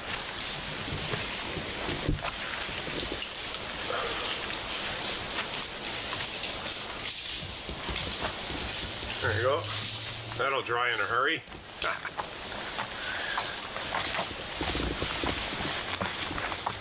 Thinking this tree right here behind us is good. Or I can go to here. No, you'd have to go past that tree. Maybe that tree back there behind you. Yeah. Thinking. Yeah, that'll be good because it'll cover some of the bench system. Okay. Might be a little bit too short. You got more line.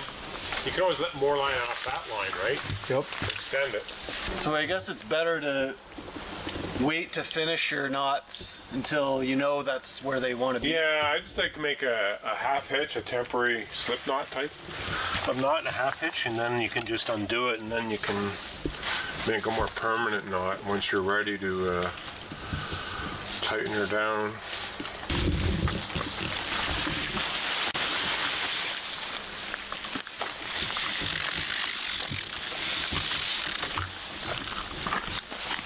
I think that might be just enough.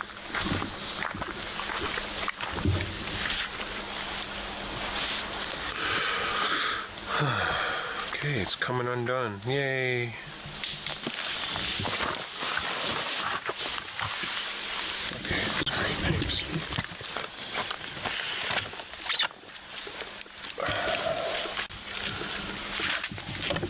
Actually, maybe I should come around this way to go. Nah, this is fine. What am I stuck on over there?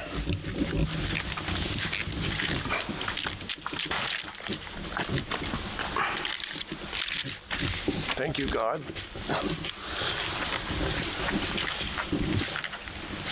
There.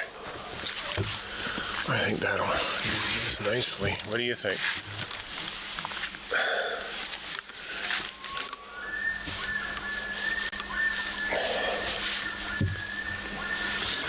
I'm gonna go look for a pole.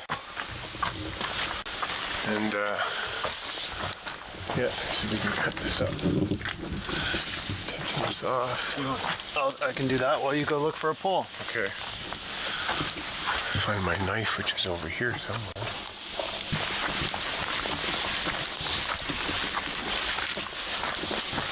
There's a thunderbox there. Well, I'm gonna have to go for a walk.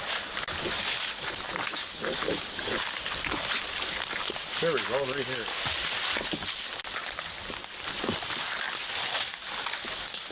I can drag this back to camp. It's a little heavy for a hole for a tarp, but I mean, it'll do. Quite moldy, actually. Look at that.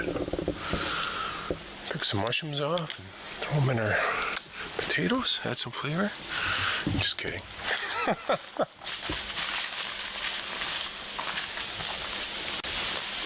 I can do some extra line. We can rig up a ridge line, maybe between this tree and those two trees there. We can split another line. Just anchor it against the. Yeah, if I got a line, I can tie it around so it won't fall. There you go. On that end is good. Okay. Oh, okay, you gotta go in this way. That's fine, that's good. That'll do. I like this right now, the way this is. We can sit under the tarp. This is a sill tarp, so it does a really good job of repelling embers that might float up from the fire, and I got it up quite high above the fire, so we have a small fire, we'll be fine. And we can have the heat come up and the smoke will dry off the clothes, the heat and the smoke, so... You just smell like campfire afterwards. Yeah, we'll be comfortable and we'll be happy campers and we won't stink anymore. We'll smell like fire pits. So, yeah. So yeah, this is one way to set up a tarp over a fire. You can see it's not totally over the fire, it's only halfway over, so I like that. So you know for sure that, you know, if something happens, you can just cut the lines in an emergency and it'll blow away. That's it, right? I got some really dirty clothes here. Pretty stinky from all the walking and climbing and paddling. And I want to wash them off. But I have some soap here, which is Camp Suds. And they will, this is good stuff, it'll biodegrade, but it takes a long time for it to biodegrade. So I'm going to throw some of this in here. It says use sparingly, so I'm just going to put a little bit in. And I'm going to mix it all up.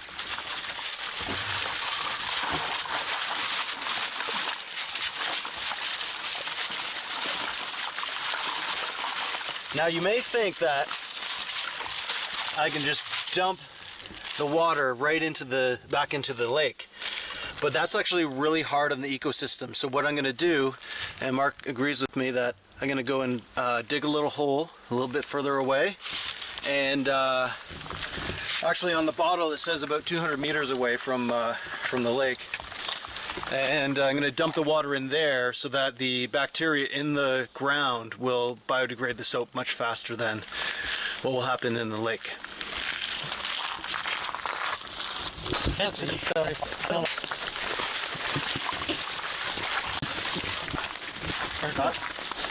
Now the Thunderbox, or the washroom, is actually put the correct distance away from the water around. So here, in and around here is a safe area to do it.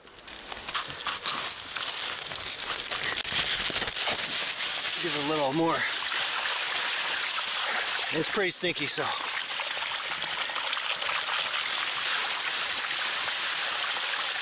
Hopefully this replicates a little bit of what a washing machine would do.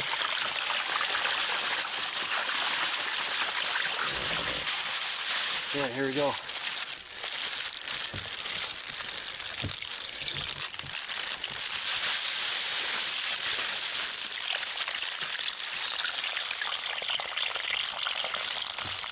Smells better already. And I'm gonna go hang these up close to the fire, and maybe it might smell a little bit more campfirey, but at least it won't smell like it did before. Last up is you gotta cover that hole back up and then let all those bacteria and whatnot have a good, nice little home, dark place to do their work.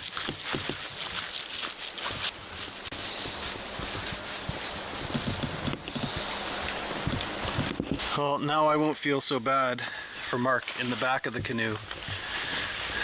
Maybe I'll smell a little bit better.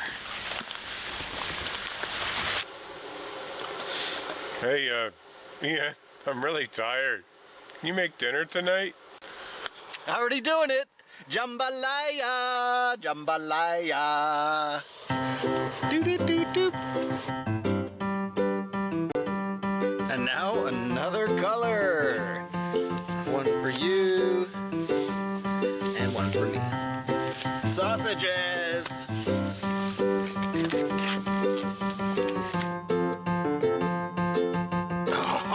Oh, more meat! With cheese in it. We're all about saving space, so when you get stuff like this, you can get rid of the box. You don't need it. But if you want to keep the instructions, just write it right on there. Easy peasy. Jambalaya, jambalaya. Woo-hoo. Smells good already. You ready, I'm bud? hungry. It sounds good. Jambalaya.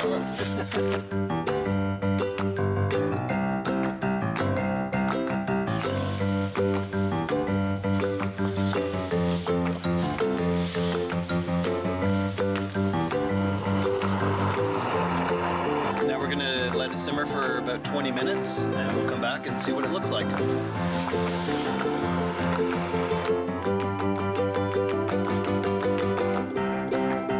We put the peppers in last, otherwise they get really mushy.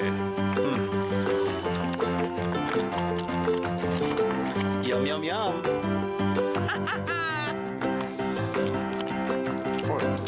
Every chef's favorite part, now for the plating.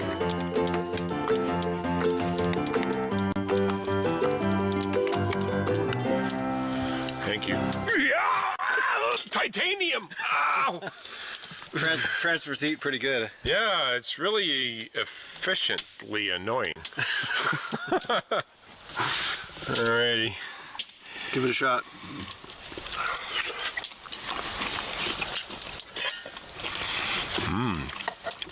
Flavor.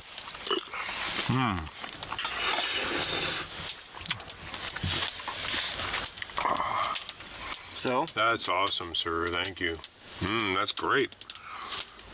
You're hired, man. give it a rating from 1 to 10. If I said anything less than 10, you'd be offended. I would say the 10. This is awesome. This really is. All right, I'm gonna dip into mine. Oh, the rice has so much flavor too. This is really good.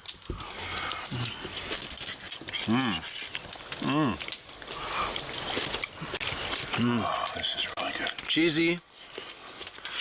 You got the rice and the spices in there. Yeah, the rice is it's so full of flavor. I love it. And the veggies are so crisp. Oh, it's just, man, you're coming camping with me next time. This is great. The plate is hot though. Yeah. I think hold it by the edges, that's why. Yeah.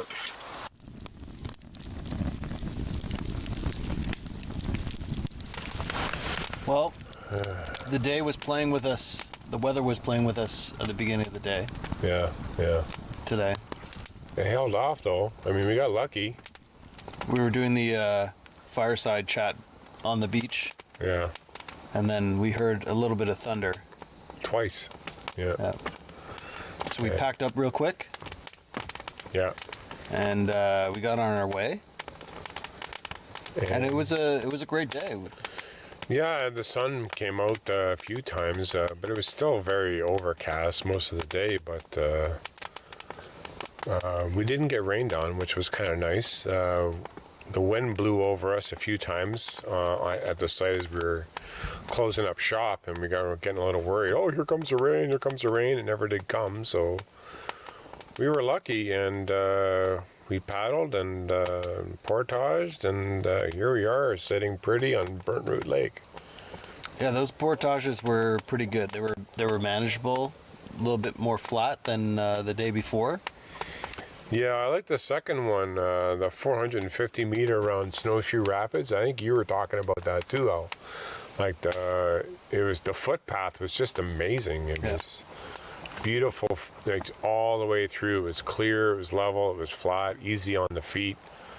And I think the last time I went through there was on a solo trip, and I went through there like late in the afternoon, like on a September afternoon, and it's just beautiful sunny weather, and couldn't ask for anything better. And I was just, carrying the canoe, and I'm like, this is such a nice trail. I'm like, oh, this is so beautiful.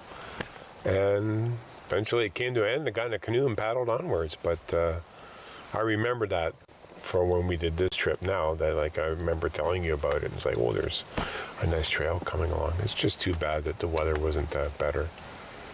But, yeah. But we actually got to skip one of the portages. Yes, that was the 85 meter portage. We went up a little bit of rapids and rocks and stuff. We got out and walked the rest of the way, so it wouldn't damage the canoe. I've done that before in the summer, and as a matter of fact, I've never actually carried ever on that portage. But I was just worried about with the low water levels. But it's just as it was, we just got out and walked it up. So that was pretty good. It saves a lot of time and hassle. So. And on the last portage, we got an extra treat. We got to see the root cellar. Yeah, I know. I think you really enjoyed that. That's amazing to see. It's just you get in there and you look around, and it's just so well preserved. It's it almost looks like somebody laid some of the logs like yesterday from the inside. Mind you, there's trees growing on top. There's a big spruce tree growing on there. I mean, a testament to the structure. Yeah, it's got to be at least 40 or 50 years old. I don't know, but that was really nice. And even at the beginning of the portage, where we coming off Pearly Lake in the burnt root, you were remarking about how you had like the water trickling through all the rocks, and it was like an auditory sensation for you. It was like almost like another disconnect moment. There's a lot of times, when you're in a city life and your auditory senses are just overrun with noise, and you come out here and some of the such simple sounds that nature can produce can be so impactful on your brain and your soul. It's just so soothing. And like the sound of trickling water like that when you're outdoors is, for me, and obviously for you, is very moving. I actually went back with my camera and took some still shots of it, just a couple, just because it was like, it was a really nice moment. We got to see some wildlife today. I'd never seen those ducks before. What are they, mergans? Oh yeah, they're mergansers. Mergansers, that's it. Yeah, they're pretty neat ducks. Like you'll never see the males unless you come up here in late April, early May. You were saying that the males take off. Yeah, they just basically mate with the women, and then they just go up north and have a party all summer. And then they come when they did migrate back south, they'll come back down and pick up the females and the chicks and carry on. That's it. And but usually when you're up here in the park in the summertime, you might see like a female with like a train of like 15 or 20 chicks. And from what I understand, they don't have broods that large, but what they'll do is they'll kind of babysit broods from other females. So like one female or two females will go around and babysit a whole brood of 10 or 20 chicks from several different families and just take them around the lake. I think that's actually kind of neat. There's like a shared responsibility there. Even in nature, it's amazing. Yeah. So pretty appreciative of stuff like that. I come up to Algonquin Park all the time, and I just never find anything boring. There's always something interesting to explore and learn. And I enjoy coming up here, and I enjoy coming up here. I'm glad to have you here on this trip with me. And it's just been a lot of fun. I just wish the weather would, for your sake, I wish the weather would be a lot better. Right now it's like 10 degrees and it's very cloudy, but it still feels a bit damp. And we did manage to hang some stuff up and dry it off. And we got a dry tent. You saw me hang the tent up earlier in the tree. Yeah. Just to dry. So light, it just sits. We just had a little branch and he hung it on it. Yeah, it's pretty neat. But we're gonna sleep comfortably tonight. But last night it was crazy. We got chased into the tents and it rained for many hours. And finally I fell asleep. And I think you were saying you didn't hear the sleep in the middle of the night, like 3 a.m. this morning, but I did. It woke me right up. The rain, yeah. Yeah. And I'm a pretty light sleeper as it is, so hopefully tonight we'll have a nice peaceful sleep. And then tomorrow we're going to actually stay here. We're going to camp a second night on Burnt Moon Lake. We're going to have a rest night. And so we're going to spend the day tomorrow. I'm going to take you down to the little special corner of the lake, and I'm going to show you an alligator, which is in much better shape than the one that you saw. Was it yesterday? Yeah, yesterday. Get a little confused out here. You lose track of time, right? Yeah. Which is actually a good thing, I think. But and there's also an old depot farm there as well, and hopefully there's a bit of structure left that you can see. There's paths all over the place, artifacts everywhere. So we've got a fun-filled day ahead of us tomorrow. I just hope that the weather cooperates with us. It's kind of neat. That site is kind of off the track of where, canoeists, like if you didn't look at the map and say, know that it's there, you'd probably just continue on your path. Well, yeah, it's off in a corner of the lake where like there are no canoe routes, there are no campsites. It's got nothing to do with recreational canoeing at all. This was a business that was set up, and there was a big farm down there. I guess they were supplying vegetables and lumber and tools and parts to all the lumbermen. But the average canoeist who really didn't have any interest or didn't know any history of the park would never know it was there. So, because it's kind of out of the way, because the canoe route comes down the east side of the lake down here to continue on down to Red Pine Bay, or if you're going the other way up to Pearly Lake, you're going to paddle along the east shore. So yeah, you're right, absolutely. It could be easily missed by a great many people. Talk a little bit about the the preservation of these sites, because we saw some graffiti at the root cellar, and then we even saw the pulley wheel that was left here. Yeah. It's important to kind of leave those things alone and let people enjoy them, right? Yeah, and it was a bit disappointing to see all the graffiti. Even the pulley wheel that's been moved. I mean, the one that I saw many years ago on Anchor Island, just west of us, from what I understand, it was left there many years ago, but I suppose it was moved as well from its original spot where the alligator is parked currently on shore, so by probably some other canoeists. So I mean, it's getting around the park, but I think, like what you say, it's very important for artifacts like that to be left in place. I mean, it is a piece of history, and for it to be distributed around the park like that is kind of taken away from their meaning. It's just, you and I are going to come here, well, what's this doing here? If you see it over by the alligator, it makes sense. But over here, it's just doesn't really fit it. It doesn't fit the scene very well. So, but I think tomorrow, though, you're going to have a fun day. Hopefully the weather will cooperate. So. I'm expecting some nice weather, and yeah, it'll be fun to take some time to enjoy and explore where we are, this area. Looking forward to it. What do you think of this campsite? The campsite was great. I loved pulling up a nice big site. We kind of spread ourselves out and hung some stuff up. I washed my clothes. The campsite we had yesterday was it wasn't cramped. It was closed in. Yeah.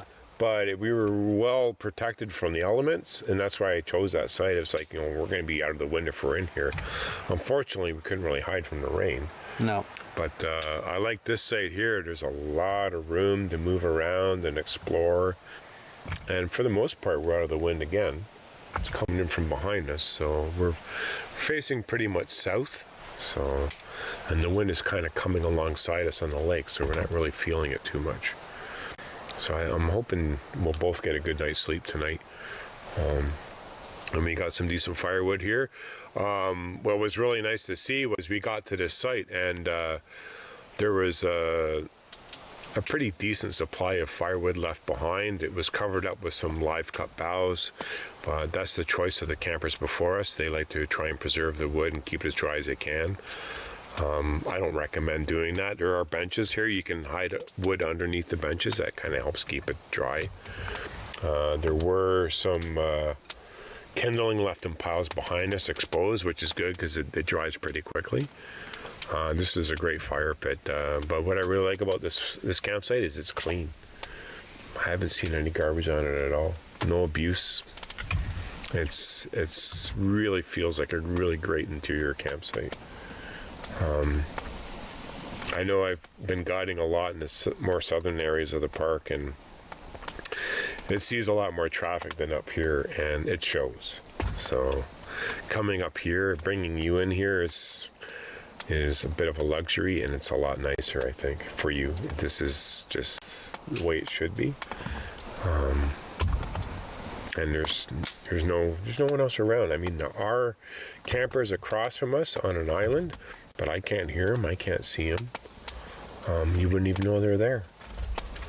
That's why I like coming a little bit deeper in the interior like this. You get more experienced campers or more responsible campers, and I think for you it's going to improve your experience throughout this trip. Yeah, I'm looking forward to the rest of it. Yeah, I hope you are, man, because there's some fabulous stuff yet to come. So Fantastic. And hey, that jambalaya was freaking awesome tonight. Thank you very much. No problem. We saw a lot of painted rocks today, and I thought, you know what? If you had a canoe repair shop, that'd be a great name for it. The Painted Rock. You got. That's $1 million idea. Do you sure you want to broadcast this? You know what? That's pretty cool. That's good, man. The Painted Rock Canoe Shop. Yeah, it's awesome.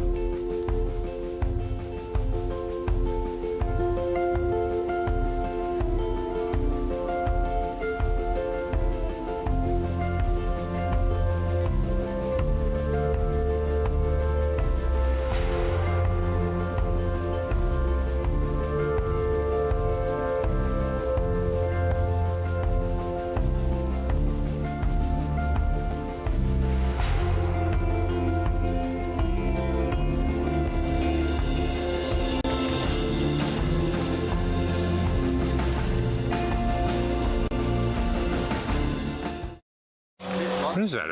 Is that plane coming in for landing? I think it is. It's a park plane. No way. It's coming in. That's the park plane. Oh, I forgot. I'm Mark. That's Ian. And this is beautiful Algonquin Provincial Park. We're traveling through Canada's oldest provincial park in search of history from generations past. Remnants of an alligator. Find out when this was built and for what purpose it was for. Oh, wow, look at that.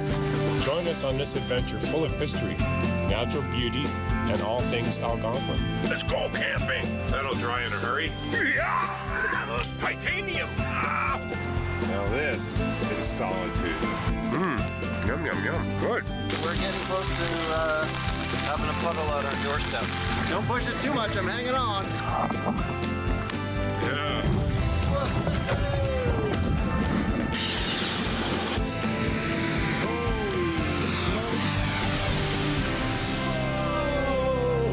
This is Mark in the Park. That was awesome.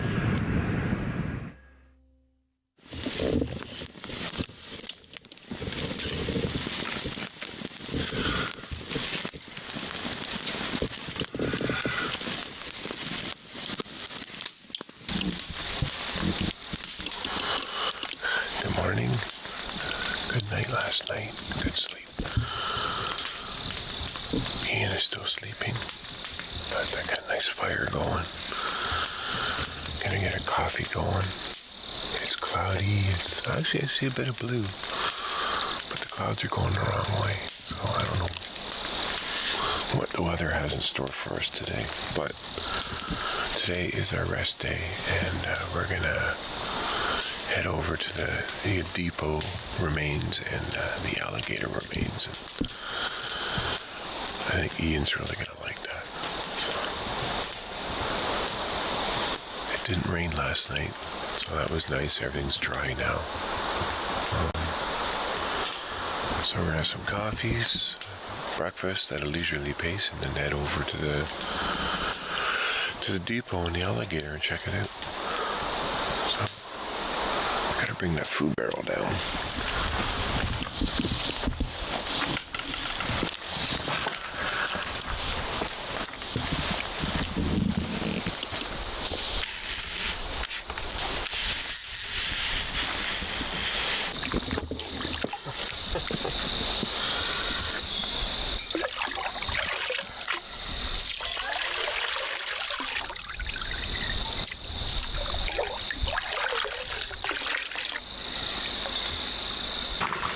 Coffee water.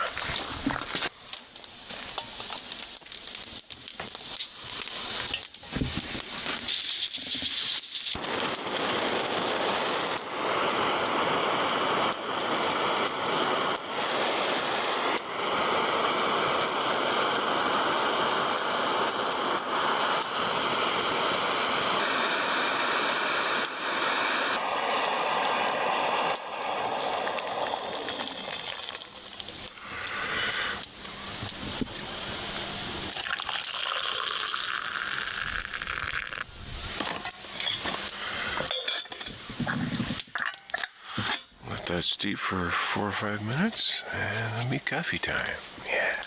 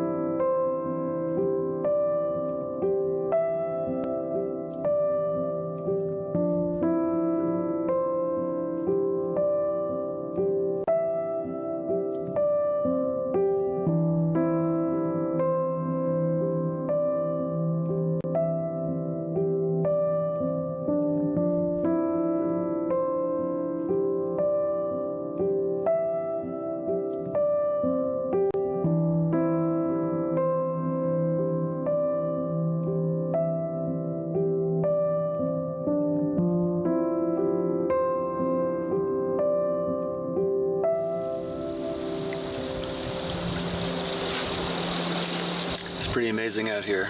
Good morning. Just saw a mother loon and the baby just kind of floating along. It's a little chilly this morning. A little breezy. But I'm excited for what we're going to be able to see today.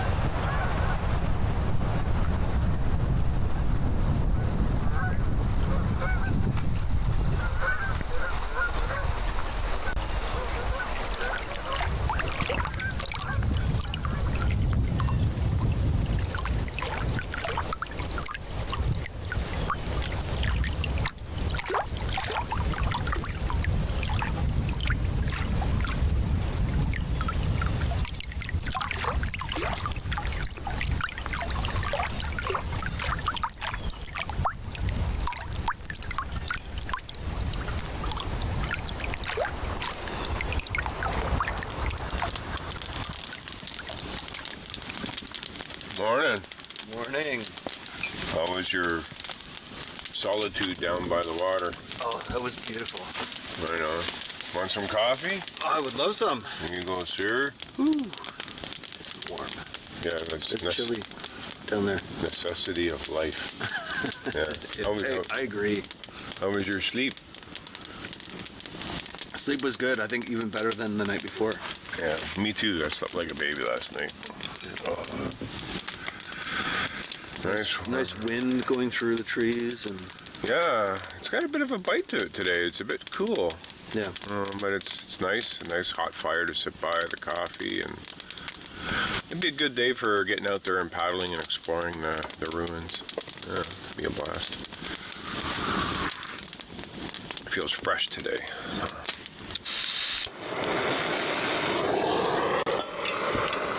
Morning. Breakfast time. Today I'm going to make some bacon, egg, and cheddar sandwiches. In the last Mark in the Park series, I didn't have all the ingredients to make it, but this time I do. I make some really tasty sandwiches. And my assistant here, Ian's going to be my assistant this morning. He's slicing up the tomatoes right now. And he's going to slice up some onions. And I'm going to saute them a little bit. And then we're going to warm up the bacon. We got the instant bacon, or the fakin, or whatever you want to call it. And I'm going to put some eggs in there, melt a bit of cheddar, slap it all together with a bit of mayo, and serve it up. It's going to be a tasty breakfast.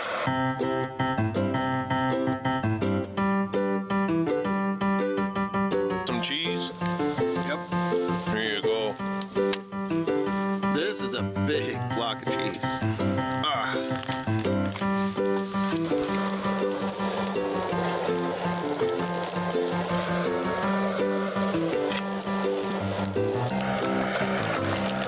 They survived! Look at that! No broken eggs. Cheddar.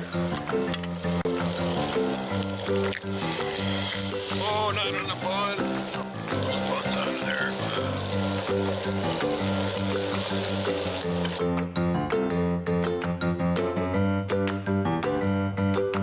Cheese. Thank you, sir.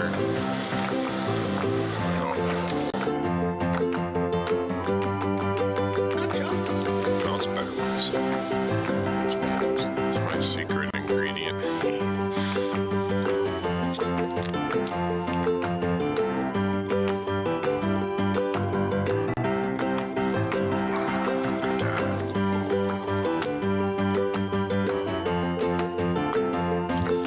Stop working, start eating. Enjoy, sir. Well done.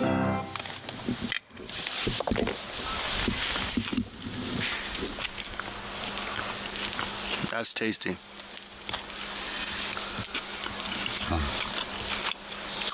I'll get you going in the morning, eh? Mm-hmm. Oh, look at the cheese oozing out. Ooh, you missed that. Mark, we're ready to go. What's going on? I'm hanging the food. Okay. Well, you don't want to come back and find our food gone or the barrel torn to shreds, right? And That sounds like a good plan. the other thing too is if you do that, and the bear likes the food, he might hang around and nobody will be camping here anymore, and that bear will be habituated to us. So that's not a good thing. We want to make sure the bears stick to their natural plan, if you will. So we got to hang the food while we're away. When we're in camp, it's fine to have it down on the ground, but while we're not here, you got to suspend it. All right, let's put it up. Okay, you want to help me? Maybe just give it a lift while I pull on it. Ready? Yep. 3, 2, 1. Hey, it's good. It's good. Oh, I forgot there's laundry liners here. Ah. Okay.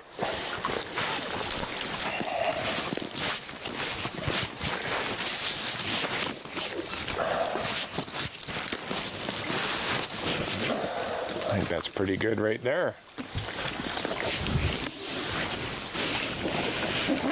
Got her? Woohoo! Camera off.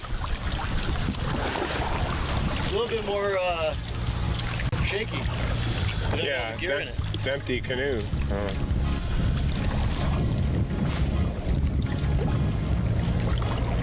Finally some sun, eh, Mark? Oh, I know, this is gorgeous. What a mood changer, eh?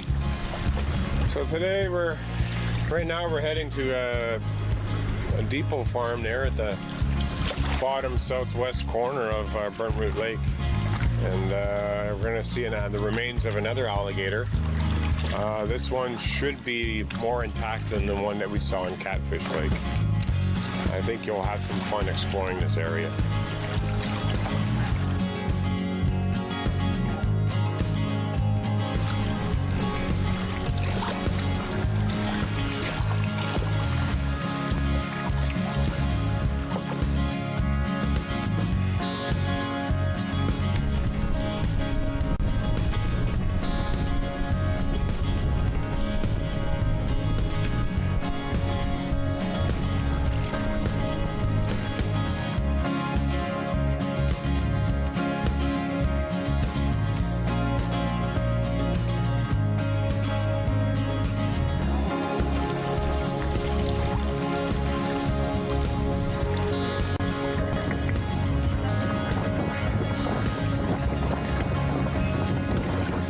This island here used to be really beautiful, and I came up one year and a lot of the trees were dead. I know that there were a lot of cormorants on it, and I guess they killed some of them off, but the rest of it, I don't know. I'm thinking maybe there was a fire here as well, so maybe lightning struck the island and the cormorants came in and killed off a few of the other trees, but the island looks half dead. So I think somewhere back in here, when I was on that September trip many, many moons ago, the two moose that were fighting, I think they were back in here somewhere. I couldn't really pinpoint where it was coming from because there's all these bays and islands back here. It was echoing around, but it was probably somewhere back in here. What an auditorial delight it was. It was just amazing. Yeah, that's the alligator. There she is. Still lots of wood left, eh? Yeah, look at that. Wow. So you've seen the one at the logging museum, and now you're going to see the remnants of one just sitting in the forest. And an idea. Oh, look, the wheelhouse. The wheels are still intact, or the paddle wheels. Yeah, let's we're going to find a good landing spot here.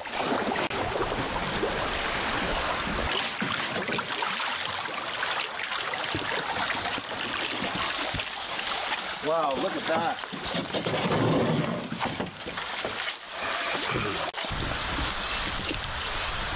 There's the engine. We put all the firewood in there and get the steam going. And our paddle wheels over here.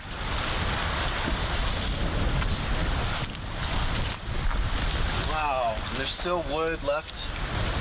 Don't touch anything. I'm not touching it. I'm not touching it. And here's the winch.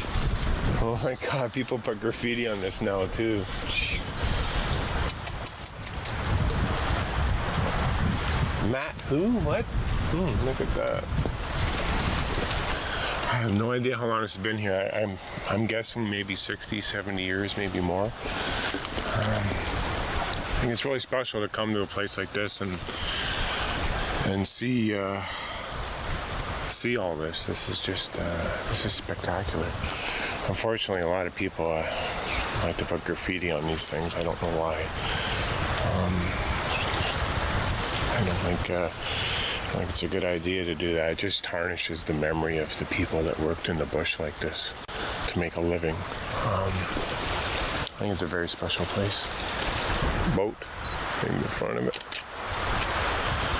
I'm gonna stand next to it and maybe over here I can get a shot of you like a scale.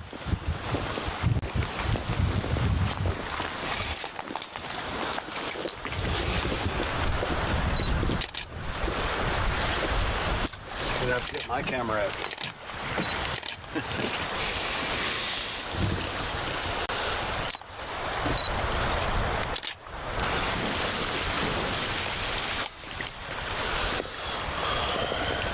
Groovy.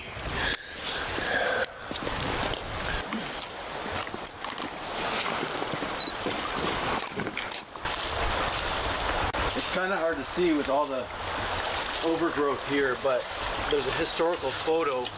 I'm not sure when it's from, but the gator was in much better shape at that time. You can see how much it's degraded. It's kind of neat to compare. Smokestack's fallen off. There's no deck. Just the metal is remaining. This is a different angle. And again, you see lots of stuff in the way. Pretty soon, it's going to be pretty hard to find. Here's the old picture. Here's what it looks like today.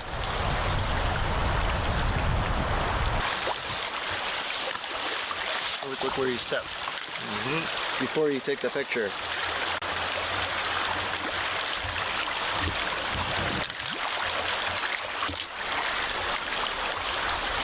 Okay, so yeah, that was the alligator, and had the bushwhacker way around this to find the trail that leads us into the remnants of the Barnett Depot. So we're gonna go check that out now. It's a short walk. I should have worn my longer pants. It's a bit scratchy on the legs. At least there's no bugs. Let me see. Let me know if you see any poison ivy. Oh yeah. Okay. Because that would not be fun. Oh, here's a metal frame. Looks like from a bed. Look at this chunk of metal. It's like growing right into the tree's growing around it, or I don't know. It's just weird.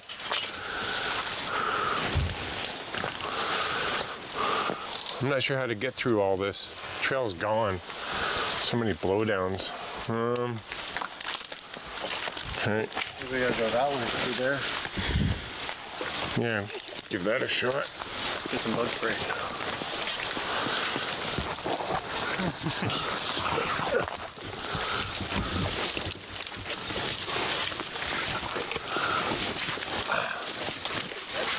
Oh yeah, here's a trail here. This is nice. I'm glad Mark went first because it kind of paves the way. It's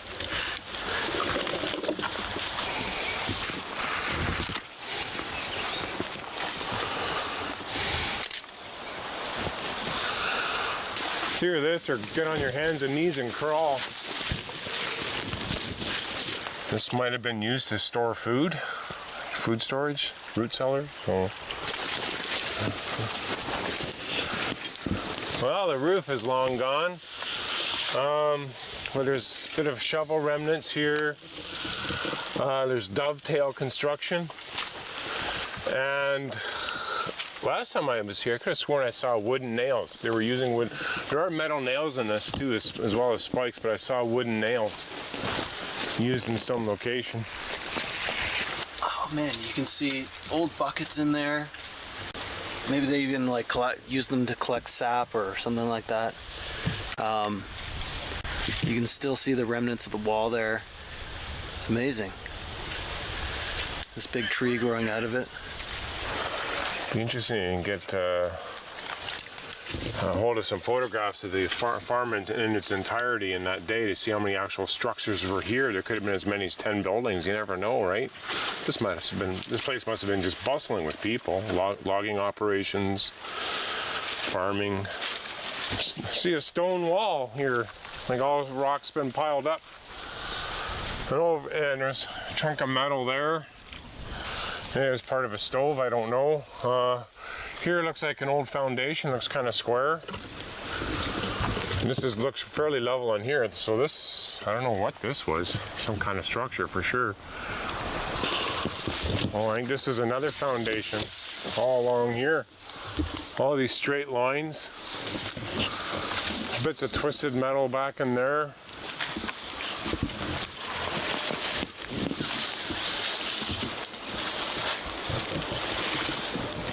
Comes a plane. It's a park. They're spying on us.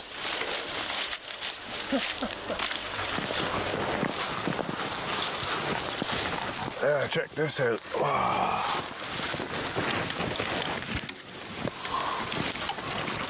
Wow. Oh, I guess it's a bear den now. I don't know what it is, but I guess it was another root cellar. It's collapsed in. Yeah. Again, it's all cedar wood construction. Roof's all collapsed in. I don't think would make a very good bear den. But you can see the squirrels have been hanging out here. This is all from squirrels. This is what they eat. They open up the cones and they eat the pith inside. And this is what they discard. Look at the tree growing out of the top of it. Couple of trees, but this one's huge.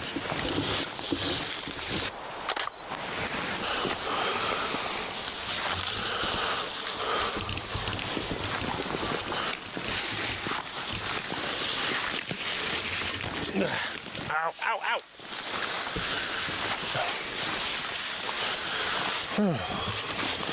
Raspberries here. Raspberries. Raspberries. Raspberries. Alright, doesn't seem to be anything else. That's it. Just a lot of fallen trees and some moose scat. That's about it. What is that? Is that plane coming in for landing?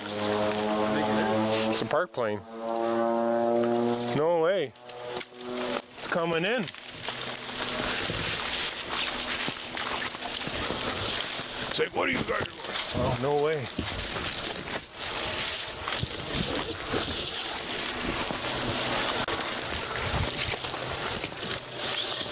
Hey, circling. Nice.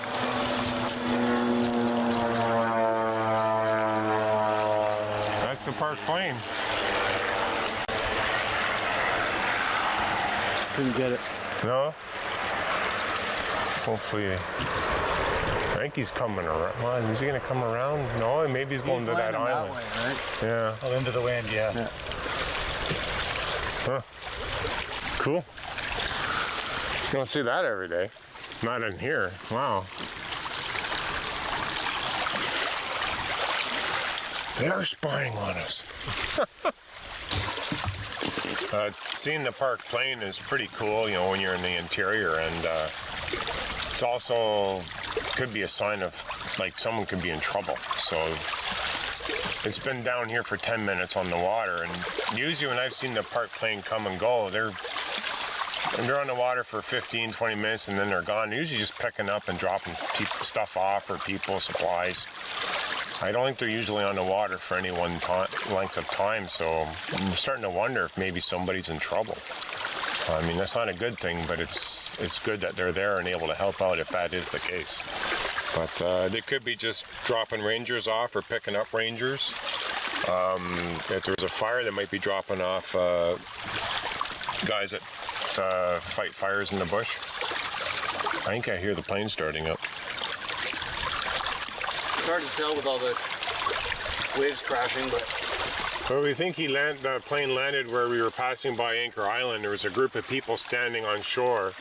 Didn't look like they were camped there. They were just standing there. So we figured they're just probably people camped on the lake exploring. Yeah, there's a plane now. I can hear it. You gonna come this way?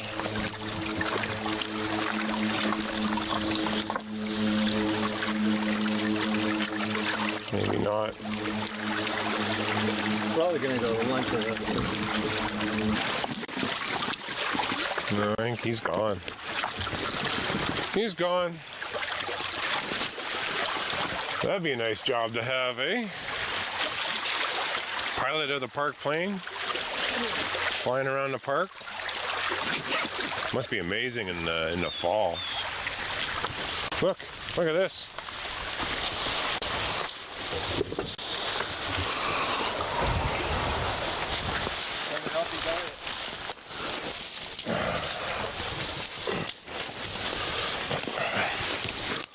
Whoops.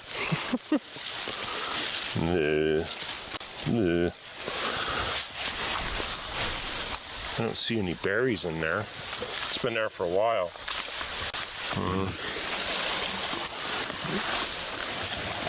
I think it's just dirt. I don't know. It looks like just dirt. There's all raspberry bushes back in there. Obviously this was a clearing. Something's been through here. I don't know if it's other people or moose or bear. If you follow this around, you might eventually find a bedding down area where maybe a deer or a bear has laid down for the night. I'm just gonna follow this trail through here.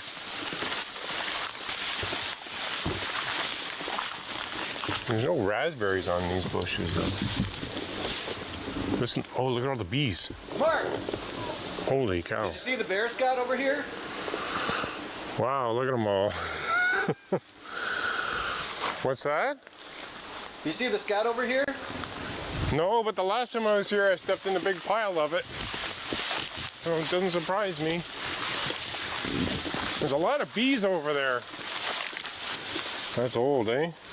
Yeah, that's bear. That's bear scat. Yeah. Last time I was here, I stepped in a big pile of it too. So, it doesn't surprise me. It's all raspberries. There's some right there, actually.